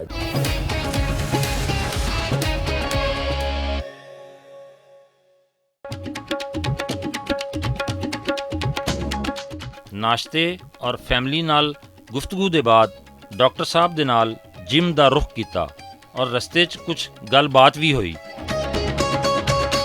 ਡਾਕਟਰ ਸਾਹਿਬ, ਤੁਸੀਂ ਮਾਸ਼ਾਅੱਲਾ ਇੱਕ ਬੜੀ ਰਿਸਰਚ ਦੇ ਵਿੱਚ ਵੀ ਬੜਾ ਨਾਮ ਕਮਾਇਆ ਔਰ ਮੈਡੀਕਲ ਦੇ ਸ਼ੋਬੇ ਦੀ ਇਸਲਾਹ ਵਾਸਤੇ ਵੀ ਤੁਸੀਂ ਬੜਾ ਕੰਮ ਕਰਦੇ ਰਹੇ ਹੋ, ਕਰ ਵੀ ਰਹੇ ਹੋ। ਤੇ ਇਹਦੇ ਇਵਜ਼ ਤੁਹਾਨੂੰ ਤੁਹਾਡੀ ਖਿਦਮਾਤ ਦੇ ਇਵਜ਼ ਬੜੇ ਇਜ਼ਾਜ਼ਾਤ ਵੀ ਮਿਲਦੇ ਰਹੇ ਨੇ। ਕਿਹੜਾ ਕਿਹੜਾ ਅਵਾਰਡ ਹੁਣ ਤੱਕ हासिल कर चुके हो? देखें, एजाज़ात तो मिलते रहे और मिलते रहेंगे इंशाल्लाह। मेरे को तगमा इम्तियाज़ है, प्राइड ऑफ परफॉर्मेंस है और कई एजाज़ात ने सिविल अवार्ड जिन्होंने करने। कुछ एजाज़ात मैनू जड़े ज़्यादा मेरे दिल के करीब ने ना, वो है ने जड़े मैनू मेरी रिसर्च से मिले, जिमें prime minister gold medal on research. फिर उस तो बाद मेरी जो सब तो अच्छा मैनू एजाज़ लगता है वो मेरा royal college of physician London का। बड़ा अच्छा अवार्ड मिले। उहदे पेशेंट केयर दे कि मरीज़ की तशखीश और इलाज के बारे मैनू लाइफ टाइम अचीवमेंट अवार्ड मिला। फिर मैनू गवर्नमेंट कॉलेज लाहौर ने लाइफ टाइम अचीवमेंट अवार्ड दिता। अच्छा, माशाल्लाह। फिर किंग एडवर्ड ने, फिर जिथे जिथे मैं पढ़ता रहा उन्होंने HSN कॉलेज ने मैनू एजाज़ दिता। तो ये उन्होंने मेहरबानी है। सब तो वड्डा मेरे लिए एजाज़ है ना, वो एक गरीब मरीज़ जड़ा तांदलियां वाले तो, कसूर तो, पत्तों की तो मेरे लिए आंदे और दहा के मैनू मत्था चूम के दुआ देंदे ने, वो मेरे लिए सब तो वड्डा एजाज़ है। उस तो उत्ते कोई एजाज़ नहीं, खास कर उन्होंने दुआवां दा। मैनू जदों भी वो कुछ कहंदे ने ना कि तुहाडे लिए यह लिआए आ, यह करना है, यह कपड़े भी लिआंदे ने मेरे लिए, बड़ा कुछ लिआंदे ने, वो मेरे लिए बड़ा वड्डा असासा ने। लेकिन उन्होंने मैं हमेशा कहना, तुहाडी दुआ तो उत्ते कोई कीमती चीज़ नहीं मेरे लिए हो सकती। खासकर जदों बीमार होंदे ने तो शिफा तो अल्लाह ताला दिंदा है, लेकिन मेरी खुशकिस्मती है कि अल्लाह ताला मैनूं ज़रिया बनाता है। और मेरे लिए उस तो वड्डा एजाज़ उन्हां दी एक दुआ तो वड्डा कोई दुनिया का एजाज़ वो नहीं मैच कर सकता। ਜਿਹੜੇ ਇਹ ਅਵਾਰਡਸ ਦੂਸਰੇ ਤੁਹਾਨੂੰ ਜਿਹੜੇ ਮਿਲੇ ਨੇ, ਤੇ ਇਹ ਮਤਲਬ ਤੁਹਾਡੇ ਨਜ਼ਦੀਕ ਇਹਨਾਂ ਦੀ ਉਹ ਅਹਿਮੀਅਤ ਨਹੀਂ ਹੈਗੀ ਜਿਹੜੀ ਇੱਕ ਆਮ ਮਰੀਜ਼ ਨੂੰ ਚੈੱਕ ਕਰਕੇ ਤੇ ਉਹਦਾ ਇਲਾਜ ਕਰਨ ਦੇ ਵਿੱਚ? ਐਬਸੋਲੂਟਲੀ। ਉਹ ਜਿਹੜੀ ਜੋ ਅਹਿਮੀਅਤ ਹੈ ਨਾ ਸਰ, ਸਾਨੂੰ ਅਵਾਰਡ ਦੇਣ ਵਾਲਾ ਅੱਲਾ ਹੈ ਸਭ ਤੋਂ ਵੱਡਾ। ਉਹ ਅਵਾਰਡ ਅੱਲਾ ਦੇ ਦੇਵੇਗਾ ਤੇ ਅਸੀਂ ਸਾਡੀਆਂ ਜੱਦਾਂ ਪੁਸ਼ਤੀ ਆਉਣ ਵਾਲੀਆਂ ਗਈਆਂ ਹੋਈਆਂ ਸਭ ਬਖਸ਼ੀਆਂ ਜਾਣਗੀਆਂ। ਔਰ ਦੂਸਰਾ ਜਿਹੜਾ ਅਵਾਰਡ ਹੈ ਉਹ ਸਾਡੇ ਮਰੀਜ਼ਾਂ ਦੀਆਂ ਦੁਆਵਾਂ ਨੇ। ਬਹੁਤ ਸਾਰਾ ਅਰਸਾ ਤੁਸੀਂ ਹਕੂਮਤ ਦੇ ਹਸਪਤਾਲਾਂ ਦੇ ਵਿੱਚ ਗੁਜ਼ਾਰਿਆ ਹੈ, ਮੁਖਤਲਿਫ ਅਹੁਦਿਆਂ ਦੇ ਉੱਤੇ, ਮੁਖਤਲਿਫ ਅਹਿਮ ਅਹੁਦਿਆਂ ਦੇ ਉੱਤੇ, ਇੰਤਜ਼ਾਮੀ ਅਹੁਦਿਆਂ ਦੇ ਉੱਤੇ ਗੁਜ਼ਾਰਿਆ। ਲੇਕਿਨ ਅਗਰ ਥੋੜ੍ਹਾ ਜਿਹਾ ਦੇਖਿਆ ਜਾਵੇ ਹੁਣ ਵੀ ਤੇ ਜਿਹੜੇ ਸਰਕਾਰੀ ਹਸਪੀਟਲਸ ਨੇ ਉਹਨਾਂ ਦੀ ਸੂਰਤ ਹਾਲ ਕੋਈ ਇਤਨੀ ਅੱਛੀ ਨਹੀਂ ਹੈਗੀ, ਖਾਸ ਤੌਰ 'ਤੇ ਆਮ ਆਦਮੀ ਨੂੰ। ਤੇ ਕਿਉਂਕਿ ਆਮ ਆਦਮੀ ਦੀ ਤੇ ਪਹੁੰਚ ਹੀ ਸਰਕਾਰੀ ਹਸਪਤਾਲਾਂ ਤੱਕ ਹੁੰਦੀ ਹੈ ਨਾ, ਤੇ ਉਹ ਸਰਕਾਰੀ ਹਸਪਤਾਲਾਂ ਦੀ ਸੂਰਤ ਹਾਲ ਹਾਲੇ ਵੀ ਕੋਈ ਇਤਨੀ ਅੱਛੀ ਨਹੀਂ ਹੈਗੀ। ਇਹਦਾ ਕੀ ਹੈ ਹੱਲ ਤੁਸੀਂ ਸਮਝਦੇ ਹੋ? ਜਿੱਥੋਂ ਤੱਕ ਤੁਹਾਡਾ ਸਵਾਲ ਹੈ ਹਸਪੀਟਲਾਂ ਦੀ ਹਾਲਾਤ ਜਿਹੜੇ ਨੇ ਉਹ ਕੋਈ ਐਸੇ ਨਹੀਂ ਹੈਗੇ ਕਿ ਅਸੀਂ ਉਹਦੇ 'ਤੇ ਫਖਰ ਕਰ ਸਕੀਏ। ਮੈਂ ਸਮਝਦਾ ਕਿ ਪਾਕਿਸਤਾਨ ਦੇ ਵਿੱਚ ਜਿਹੜੀ ਸਿਹਤ ਆਮਾ ਹੈ ਨਾ ਔਰ ਐਜੂਕੇਸ਼ਨ, ਇਹ ਦੋ ਸਭ ਤੋਂ ਇੰਪੋਰਟੈਂਟ ਸੈਕਟਰ ਨੇ। ਜੀ ਹਾਂ, ਬਿਲਕੁਲ। ਇਹਨਾਂ ਨੇ ਮੁਲਕ ਦੀ ਤਕਦੀਰ ਬਦਲਣੀ ਹੈ, ਆਉਣ ਵਾਲੀ ਨਸਲਾਂ ਦੀ ਤਕਦੀਰ ਬਦਲਣੀ ਹੈ। ਜੀ। ਸਿਹਤਮੰਦ ਹੋਏਗਾ ਹੀ ਬੱਚਾ ਤੇ ਉਹ ਹੀ ਵੱਡਾ ਹੋ ਕੇ ਸਿਹਤਮੰਦ ਇਨਸਾਨ ਬਣੇਗਾ ਔਰ ਖਿਦਮਤ ਕਰ ਸਕੇਗਾ। ਸਿਮਿਲਰਲੀ ਉਹ ਤਾਲੀਮ ਯਾਫਤਾ ਹੋਏਗਾ ਹੀ ਤੇ ਉਹ ਅੱਗੇ ਚਲਾ ਸਕੇਗਾ ਮੁਲਕ ਨੂੰ। ਇਹ ਦੋਨੋਂ ਚੀਜ਼ਾਂ ਦਾ ਇੰਤਹਾਈ ਫੁਕਦਾਨ ਹੈ। ਇੱਕ ਤੇ ਤੁਸੀਂ 1% ਤੋਂ ਘੱਟ GDP ਦਾ ਲਗਾਉਂਦੇ ਹੋ ਆਪਣੀ ਸਿਹਤ ਤੇ, ਔਰ ਉਹ ਵੀ ਤੁਸੀਂ ਅਗਰੈਸਿਵ ਤਰੀਕੇ ਨਾਲ ਲਾਉਂਦੇ ਹੋ, ਇਸ਼ੂ ਬੇਸਡ। ਡੈਂਗੀ ਆ ਗਿਆ ਉਹਦੇ ਤੇ ਲੱਗ ਗਿਆ, ਫਲੱਡ ਆ ਗਿਆ ਉਹਦੇ ਤੇ ਲੱਗ ਗਿਆ, ਕੋਈ ਜ਼ਲਜ਼ਲਾ ਆ ਗਿਆ ਉਹਦੇ ਤੇ ਲੱਗ ਗਿਆ, ਕੋਈ ਆਫਤ ਆਈ ਉਹਦੇ ਤੇ ਲੱਗ ਗਿਆ। ਰੈਗੂਲਰ ਪ੍ਰੋਗਰੈਸਿਵ ਤਰੀਕੇ ਨਾਲ ਨਹੀਂ ਲਾਉਂਦੇ। ਡਾਕਟਰ ਸਾਹਿਬ, ਸਾਡਾ ਬਜਟ ਜਿਹੜਾ ਹੈ ਇਹ ਤੁਸੀਂ ਮਤਲਬ ਸਮਝਦੇ ਹੋ ਕਿ ਬਹੁਤ ਘੱਟ ਹੈ? ਜੀ ਬਹੁਤ ਘੱਟ ਹੈ, ਔਰ ਲਗਾਉਂਦੇ ਵੀ ਉਹਨੂੰ ਬੁਰੇ ਤਰੀਕੇ ਨਾਲ ਆ। ਸਿਰਫ ਇਸ਼ੂ ਬੇਸਡ, ਸਿਰਫ ਫੀਤੇ ਤੇ ਤਖਤੀਆਂ ਤੇ, ਅੱਗੇ ਕੁਝ ਨਹੀਂ। ਇਨਫਰਾਸਟ੍ਰਕਚਰ ਜਿਹੜਾ ਦੂਰ ਦਰਾਜ਼ ਏਰੀਆ 'ਚ ਗੈਰ ਫਾਲ ਪਏ ਨੇ, ਹੈਲਥ ਦਾ ਸਾਰਾ ਡਿਪਾਰਟਮੈਂਟ ਉਹਦੇ ਤੇ ਨਹੀਂ ਖਰਚ ਹੋ ਰਿਹਾ, ਜਿਹੜਾ ਕਿ ਹੋਣਾ ਚਾਹੀਦਾ। ਸਭ ਤੋਂ ਜ਼ਰੂਰੀ ਉਹ ਹੀ ਹੈ ਮੇਰੇ ਹਿਸਾਬ ਨਾਲ। ਮੈਂ ਹਮੇਸ਼ਾ ਕਹਿਣਾ ਕਿ ਬਹੁਤ ਅੱਛਾ ਕੰਮ ਕੀਤਾ ਜਿਨ੍ਹਾਂ ਨੇ ਕੀਤਾ ਔਰ ਜਿਨ੍ਹਾਂ ਨੇ ਕਰਾਇਆ, ਕਿ ਆਲ ਪਾਰਟੀ ਕਾਨਫਰੰਸ ਕਰਾਈ ਦਹਿਸ਼ਤਗਰਦੀ ਤੇ, ਉਹਦੇ ਨਾਲ ਦਹਿਸ਼ਤਗਰਦੀ ਕੁਝ ਘੱਟ ਹੋਈ, ਠੀਕ ਹੈ। ਸੋ ਐਟਲੀਸਟ ਸਾਰੇ ਇੱਕ ਜਗ੍ਹਾ ਤੇ ਬੈਠੇ ਤੇ ਸਹੀ ਨਾ। ਜੀ। ਹੈਲਥ ਜਿਹੜਾ ਹੈ ਉਹ ਜ਼ਿਆਦਾ ਦਹਿਸ਼ਤਗਰਦੀ ਕਰ ਰਿਹਾ ਹੈ ਜ਼ਿੰਦਗੀਆਂ ਲੈਣ ਦੇ ਹਿਸਾਬ ਨਾਲ। ਹਰ ਰੋਜ਼ ਦਹਿਸ਼ਤਗਰਦੀ 'ਚ ਉਹਨੇ ਸਾਲ 'ਚ ਨਹੀਂ ਬੰਦੇ ਮਰਦੇ ਜਿੰਨੇ ਰੋਜ਼ ਦੇ ਅਸੀਂ ਮਰ ਰਹੇ ਹਾਂ ਹੈਲਥ ਦੀ ਵਜ੍ਹਾ ਨਾਲ। ਤੇ ਇਸ ਲਈ ਉਹਨਾਂ ਲੋਕਾਂ ਨੂੰ ਵੀ ਅਰਬਾਬ ਇਖਤਿਆਰ ਨੂੰ ਇਕੱਠਾ ਬੈਠਣਾ ਚਾਹੀਦਾ ਔਰ ਉਹਨਾਂ ਨੂੰ ਆਲ ਪਾਰਟੀ ਕਾਨਫਰੰਸ ਕਰਾਉਣ, ਸਾਰੇ ਬੈਠਣ ਤੇ ਇੱਕ ਹੈਲਥ ਪਾਲਿਸੀ ਦਿੱਤੀ ਜਾਏ ਪਾਕਿਸਤਾਨ ਨੂੰ 50 ਸਾਲ ਦੀ। ਉਹਦੀ ਜਿਹੜੀ ਵੀ ਹੁਕੂਮਤ ਆਏ ਉਹ ਗਰੰਟੀ ਕਰੇ ਕਿ ਉਹ ਆਪਣਾ ਹਿੱਸਾ ਉਸੇ ਹੈਲਥ ਪਾਲਿਸੀ ਦੇ ਤਹਿਤ, ਬਜਾਏ ਇਹਦੇ ਕਿ ਪਹਿਲੇ ਜਿਹੜੀ ਗਵਰਨਮੈਂਟ ਆਉਂਦੀ ਉਹ ਪਿਛਲੇ ਕੀਤੇ ਹੋਏ ਨੂੰ ਸਾਰਿਆਂ ਨੂੰ ਖਤਮ ਕਰਦੇ ਨੇ, ਫਿਰ ਜ਼ੀਰੋ ਤੋਂ ਸ਼ੁਰੂ ਕਰਦੇ ਨੇ। ਤੇ ਅਸੀਂ ਮੁਤਹਮਲ ਨਹੀਂ ਹੋ ਸਕਦੇ। ਇਹ ਬੜਾ ਮਹਿੰਗਾ ਸ਼ੋਬਾ ਹੈ ਚਲਾਉਣ ਲਈ, ਇਹਨੂੰ ਛੋਟਾ ਸ਼ੋਬਾ ਨਾ ਸਮਝਿਆ ਜਾਏ। ਇਹ ਇਨਸਾਨ ਦੀ ਜ਼ਿੰਦਗੀਆਂ ਦਾ ਸਵਾਲ ਹੈ। ਇੱਕ ਜ਼ਿੰਦਗੀ ਬਚਾਈ ਤੇ ਇਨਸਾਨੀਅਤ ਬਚਾ ਲਈ। ਤੇ ਇਸ ਲਈ ਮੈਂ ਸਮਝਦਾ ਕਿ ਇਹਨਾਂ ਨੂੰ ਚਾਹੀਦਾ ਹੈ ਕਿ ਸਾਰੇ ਬੈਠਣ, ਤੈਅ ਕਰਨ। ਇਹ ਵਕਤ ਹੈ ਕਿ ਅਰਬਾਬ ਇਖਤਿਆਰ, ਪ੍ਰਾਈਮ ਮਿਨਿਸਟਰ ਸਾਹਿਬ, ਪ੍ਰੈਜ਼ੀਡੈਂਟ ਸਾਹਿਬ, ਸਾਰੇ ਮਿਲ ਕੇ ਤਹਈਆ ਕਰ ਲੈਣ ਕਿ ਅਸੀਂ ਇਸ ਸ਼ੋਬੇ ਨੂੰ ਸਹੀ ਕਰਨਾ ਹੀ ਕਰਨਾ ਹੈ, ਕਿਉਂਕਿ ਇਹਦਾ ਇਹ ਇੱਕ ਸਦਕਾ ਜਾਰੀਆ ਇਹਨਾਂ ਲਈ ਸਭ ਲਈ ਬਹੁਤ ਵੱਡਾ ਹੋਏਗਾ। ਲੇਕਿਨ ਮੈਂ ਫਿਰ ਉਹੀ ਕਹਾਂਗਾ ਕਿ ਹੈਲਥ ਨੂੰ ਲੌਂਗ ਟਰਮ ਪਾਲਿਸੀ ਚਾਹੀਦੀ ਹੈ, ਸ਼ਾਰਟ ਟਰਮ ਪਾਲਿਸੀ ਦਾ ਕੋਈ ਫਾਇਦਾ ਨਹੀਂ। ਬਿਲਕੁਲ ਸਹੀ ਹੈ, ਬਿਲਕੁਲ ਸਹੀ ਹੈ ਡਾਕਟਰ ਸਾਹਿਬ।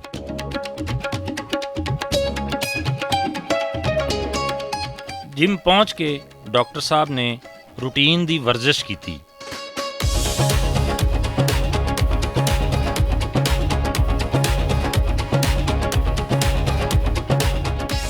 ਜਿਮ ਦੇ ਬਾਅਦ ਡਾਕਟਰ ਸਾਹਿਬ ਨੇ ਯੂਨੀਵਰਸਿਟੀ ਆਫ ਹੈਲਥ ਸਾਇੰਸਿਜ਼ ਦਾ ਦੌਰਾ ਵੀ ਕਰਵਾਇਆ, ਜਿੱਥੇ ਡਾਕਟਰ ਸਾਹਿਬ 4 ਸਾਲ ਵਾਈਸ ਚਾਂਸਲਰ ਰਹਿ ਚੁੱਕੇ ਨੇ। ਉੱਥੇ ਉਹਨਾਂ ਦੇ ਪੁਰਾਣੇ ਸਾਥੀਆਂ ਔਰ ਮੌਜੂਦਾ pro vice chancellor professor Nadia Naseem ਤੇ director media and publication Muhammad Atif ਨੇ ਸਾਡਾ ਇਸਤਕਬਾਲ ਕੀਤਾ ਤੇ ਸਾਨੂੰ ਕੁਝ ਬਰੀਫਿੰਗ ਵੀ ਦਿੱਤੀ।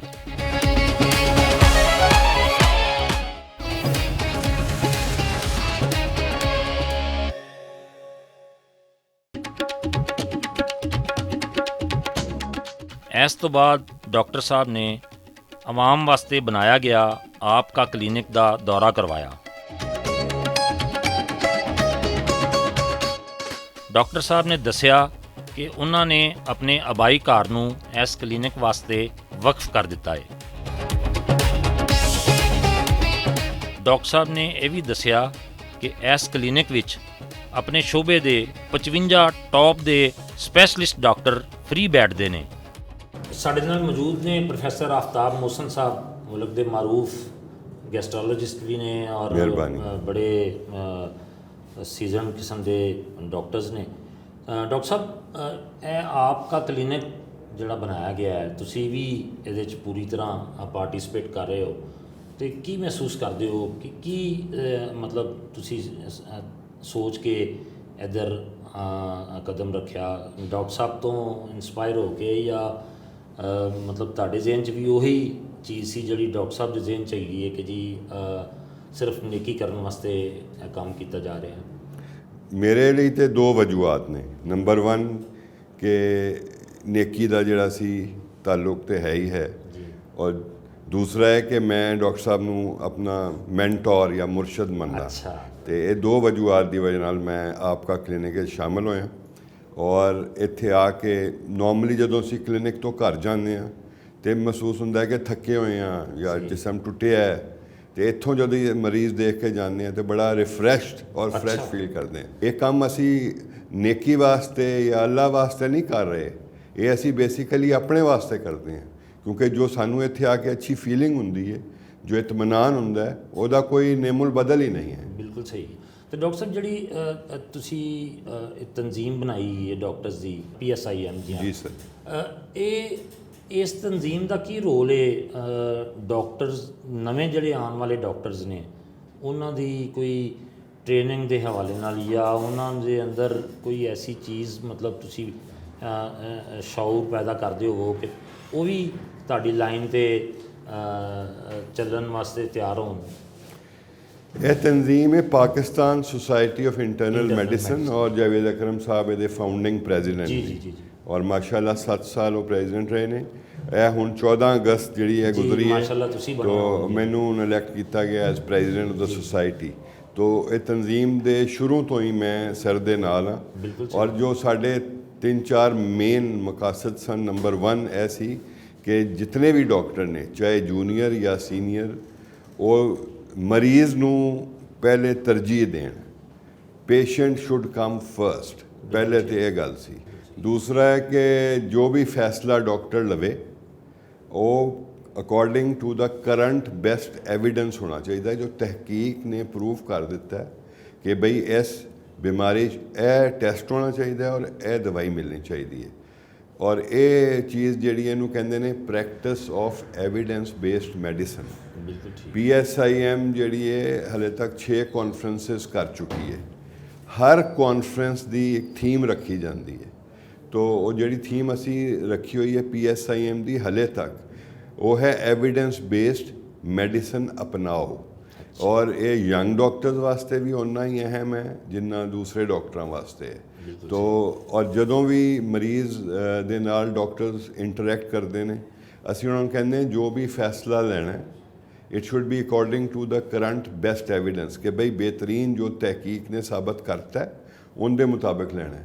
ਦੂਸਰਾ ਲੈਣਾ ਹੈ ਇਨ ਪਾਰਟਨਰਸ਼ਿਪ ਵਿਦ ਦਾ ਪੇਸ਼ੈਂਟ, ਕਿ ਪੇਸ਼ੈਂਟ ਨੂੰ ਇਨਵੋਲਵ ਕਰਨਾ ਹੈ, ਮਰੀਜ਼ ਨੂੰ, ਉਹਦੀ ਫੈਮਿਲੀ ਨੂੰ ਇਨਵੋਲਵ ਕਰਕੇ, ਤੇ ਉਸ ਦੇ ਹਿਸਾਬ ਨਾਲ ਫਿਰ ਫੈਸਲਾ ਲੈਣਾ। ਇਹ ਨਹੀਂ ਹੋਣਾ ਚਾਹੀਦਾ ਕਿ ਮਰੀਜ਼ ਜਿਹੜਾ ਹੈ ਉਹ ਬਿਲਕੁਲ ਹੀ ਨੌਨ ਅਫੋਰਡਿੰਗ ਹੈ, ਉਹ ਮਹਿੰਗੀ ਦਵਾਈ ਅਫੋਰਡ ਨਹੀਂ ਕਰ ਸਕਦਾ, ਤੇ ਅਸੀਂ ਮਹਿੰਗੀ ਲਿਖ ਦਈਏ, ਤੋ ਨਤੀਜਾ ਇਹ ਨਿਕਲਦਾ ਕਿ ਉਹ ਕੋਈ ਵੀ ਦਵਾਈ ਨਹੀਂ ਖਾਂਦਾ। ਬਹੁਤ ਬਹੁਤ ਸ਼ੁਕਰੀਆ ਡਾਕਟਰ ਸਾਹਿਬ ਤੁਹਾਡਾ।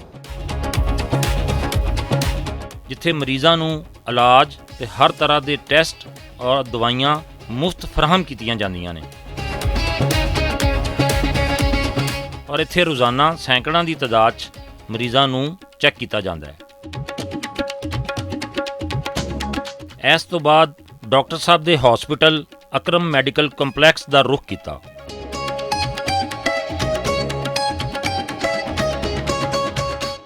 ਡਾਕਟਰ ਸਾਹਿਬ, ਤੁਸੀਂ ਮਾਸ਼ਾਅੱਲਾ ਕਾਫੀ ਅਰਸੇ ਤੋਂ ਗੌਰਮੈਂਟ ਸੈਕਟਰ ਦੇ ਨਾਲ ਵਾਬਸਤਾ ਰਹੇ ਹੋ, ਅਹਿਮ ਅਹੁਦਿਆਂ 'ਤੇ ਰਹੇ, ਜਿੱਥੇ ਰਹਿ ਕੇ ਸਿਹਤ ਦੀ ਪਾਲਿਸੀ ਦੇ ਹਵਾਲੇ ਨਾਲ ਬਹੁਤ ਸਾਰਾ ਕੰਮ ਕੀਤਾ ਵੀ ਹੈ ਤੇ ਹੋਰ ਵੀ ਹੋ ਸਕਦਾ ਸੀ। ਤੁਸੀਂ ਕੀ ਸਮਝਦੇ ਹੋ, ਕਿਹੜਾ ਕੋਈ ਦੌਰ ਐਸਾ ਸੀ ਜਿੱਥੇ ਤੁਹਾਨੂੰ ਕੰਮ ਕਰਨ ਦੇ ਵਿੱਚ ਤੁਹਾਨੂੰ ਆਸਾਨੀ ਮਹਿਸੂਸ ਹੋਈ ਔਰ ਕੰਮ ਕਰਨ ਦੇ ਵਿੱਚ ਤੁਹਾਨੂੰ ਫ੍ਰੀ ਹੈਂਡ ਮਿਲਿਆ? ਜੀ ਮਲਿਕ ਸਾਹਿਬ ਬਿਲਕੁਲ ਸਹੀ ਹੈ। ਅੱਲਾਹ ਤਾਲਾ ਨੇ ਮੈਨੂੰ ਬਹੁਤ ਮੌਕਾ ਦਿੱਤਾ ਜਦੋਂ ਦਾ ਮੈਂ ਬਰੂਨ ਮੁਲਕ ਤੋਂ ਵਾਪਸ ਆਇਆ ਤੇ ਮੁxtਲਿਫ ਲੋਕਾਂ ਨਾਲ ਕੰਮ ਕਰਨ ਦਾ।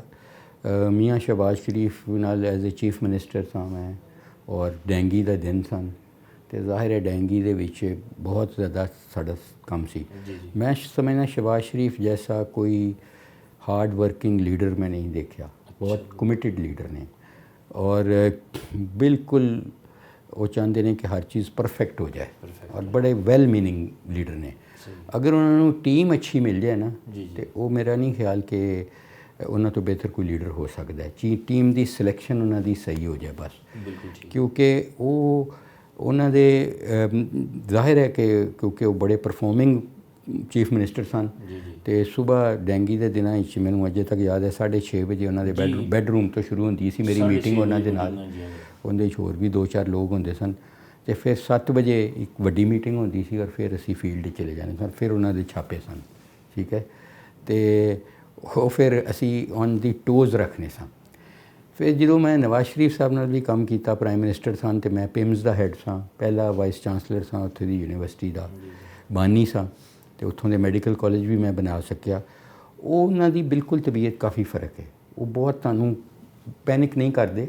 ਇਹਨਾਂ ਦੇ ਤੇ ਅਸੀਂ ਬਹੁਤ ਪੈਨਿਕ ਹੋ ਜਾਂਦੇ ਸਾਂ ਕਿ ਸ਼ਹਿਬਾਜ਼ ਸਾਹਿਬ ਦੇ, ਕਿਉਂਕਿ ਉਹ ਅੰਬੀਸ਼ੀਅਸ ਬਹੁਤ ਸਨ ਤੇ ਅੰਬੀਸ਼ਨ ਜਦੋਂ ਪੂਰੀ ਨਹੀਂ ਹੋ ਰਹੀ ਹੁੰਦੀ ਸੀ ਤੇ ਉਹ ਫਰਸਟ੍ਰੇਟ ਹੋ ਜਾਂਦੇ ਸਨ। ਨਵਾਜ਼ ਸ਼ਰੀਫ ਸਾਹਿਬ ਬੜੇ ਕੂਲ ਪਲੇਅਰ ਨੇ।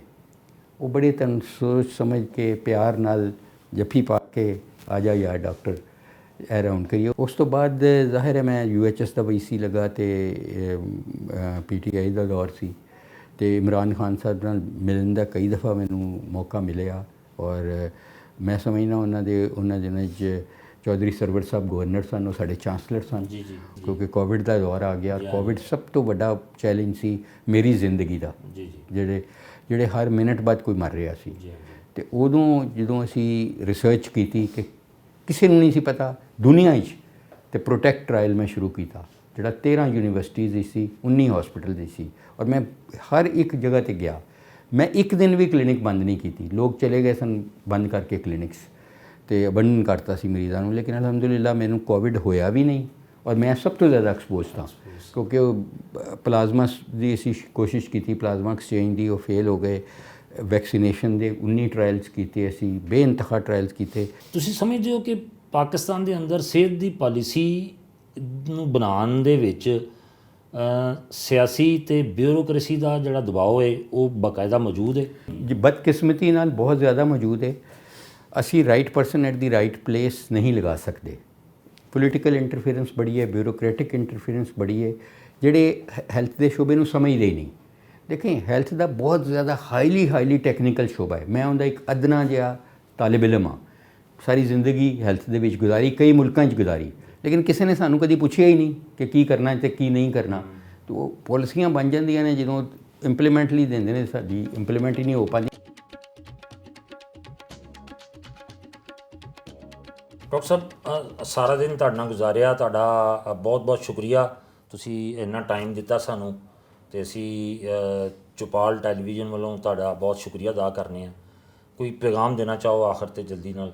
ਮਲਿਕ ਸਾਹਿਬ ਮੈਂ ਇਹੀ ਕਹਾਂਗਾ ਤੁਹਾਡੇ ਦੇਖਣ ਔਰ ਸੁਣਨ ਵਾਲਿਆਂ ਨੂੰ ਕਿ ਅੱਲਾਹ ਤਾਲਾ ਉਹਨਾਂ ਨੂੰ ਖੁਸ਼ ਰੱਖੇ, ਤੰਦਰੁਸਤ ਰੱਖੇ। ਔਰ ਮੈਂ ਕਹਾਂਗਾ ਕਿ ਪੈਗਾਮ ਹੈ ਮੁਹੱਬਤ ਦਾ, ਜਿੱਥੋਂ ਤੱਕ ਫੈਲੇ ਕਿ ਲੋਕਾਂ ਦੇ ਕੰਮ ਆਉਂਦੇ ਜਾਓ ਹਰ ਤਰੀਕੇ ਨਾਲ। ਹਰ ਬੰਦਾ ਭਾਵੇਂ ਉਹ ਡਰਾਈਵਰ ਹੈ, ਭਾਵੇਂ ਮਾਲਕ ਹੈ, ਭਾਵੇਂ ਨੌਕਰ ਹੈ, ਕੁਛ ਨਾ ਕੁਛ ਰੋਜ਼ ਕੋਸ਼ਿਸ਼ ਕਰੇ ਕਿ ਕਿਸੇ ਨਾ ਕਿਸੇ ਦਾ ਕੋਈ ਕੰਮ ਕਰੇ। ਜਦੋਂ ਅਸੀਂ ਸਭ ਇਹ ਕੰਮ ਕਰਨਾ ਸ਼ੁਰੂ ਕਰ ਦਿਆਂਗੇ ਤਾਂ ਜੰਨਤ ਦਾ ਇੰਤਜ਼ਾਰ ਨਹੀਂ ਕਰਨਾ ਪੜੇਗਾ, ਮੁਲਕ ਹੀ ਜੰਨਤ ਬਣ ਜਾਏਗਾ। ਬਹੁਤ ਬਹੁਤ ਸ਼ੁਕਰੀਆ ਡਾਕਟਰ ਸਾਹਿਬ, ਬਹੁਤ ਬਹੁਤ ਸ਼ੁਕਰੀਆ। ਨਾਜ਼ਰੀਨ, ਅੱਜ ਦੇ ਪ੍ਰੋਗਰਾਮ ਦਾ ਵੇਲਾ ਹੋਇਆ ਖ਼ਤਮ, ਪਰ ਤੁਹਾਡਾ ਸਾਡਾ ਤਾਲੁਕ ਰਹੇਗਾ ਕਾਇਮ। ਅਗਲੀ ਦਫਾ ਇੱਕ ਨਵੇਂ ਪ੍ਰੋਗਰਾਮ ਔਰ ਇੱਕ ਨਵੇਂ ਪ੍ਰਾਹੁਣੇ ਦੇ ਨਾਲ ਦੁਬਾਰਾ ਹਾਜ਼ਰ ਹੋਵਾਂਗੇ। ਇਜਾਜ਼ਤ ਦਿਓ, ਅੱਲਾ ਹਾਫਿਜ਼।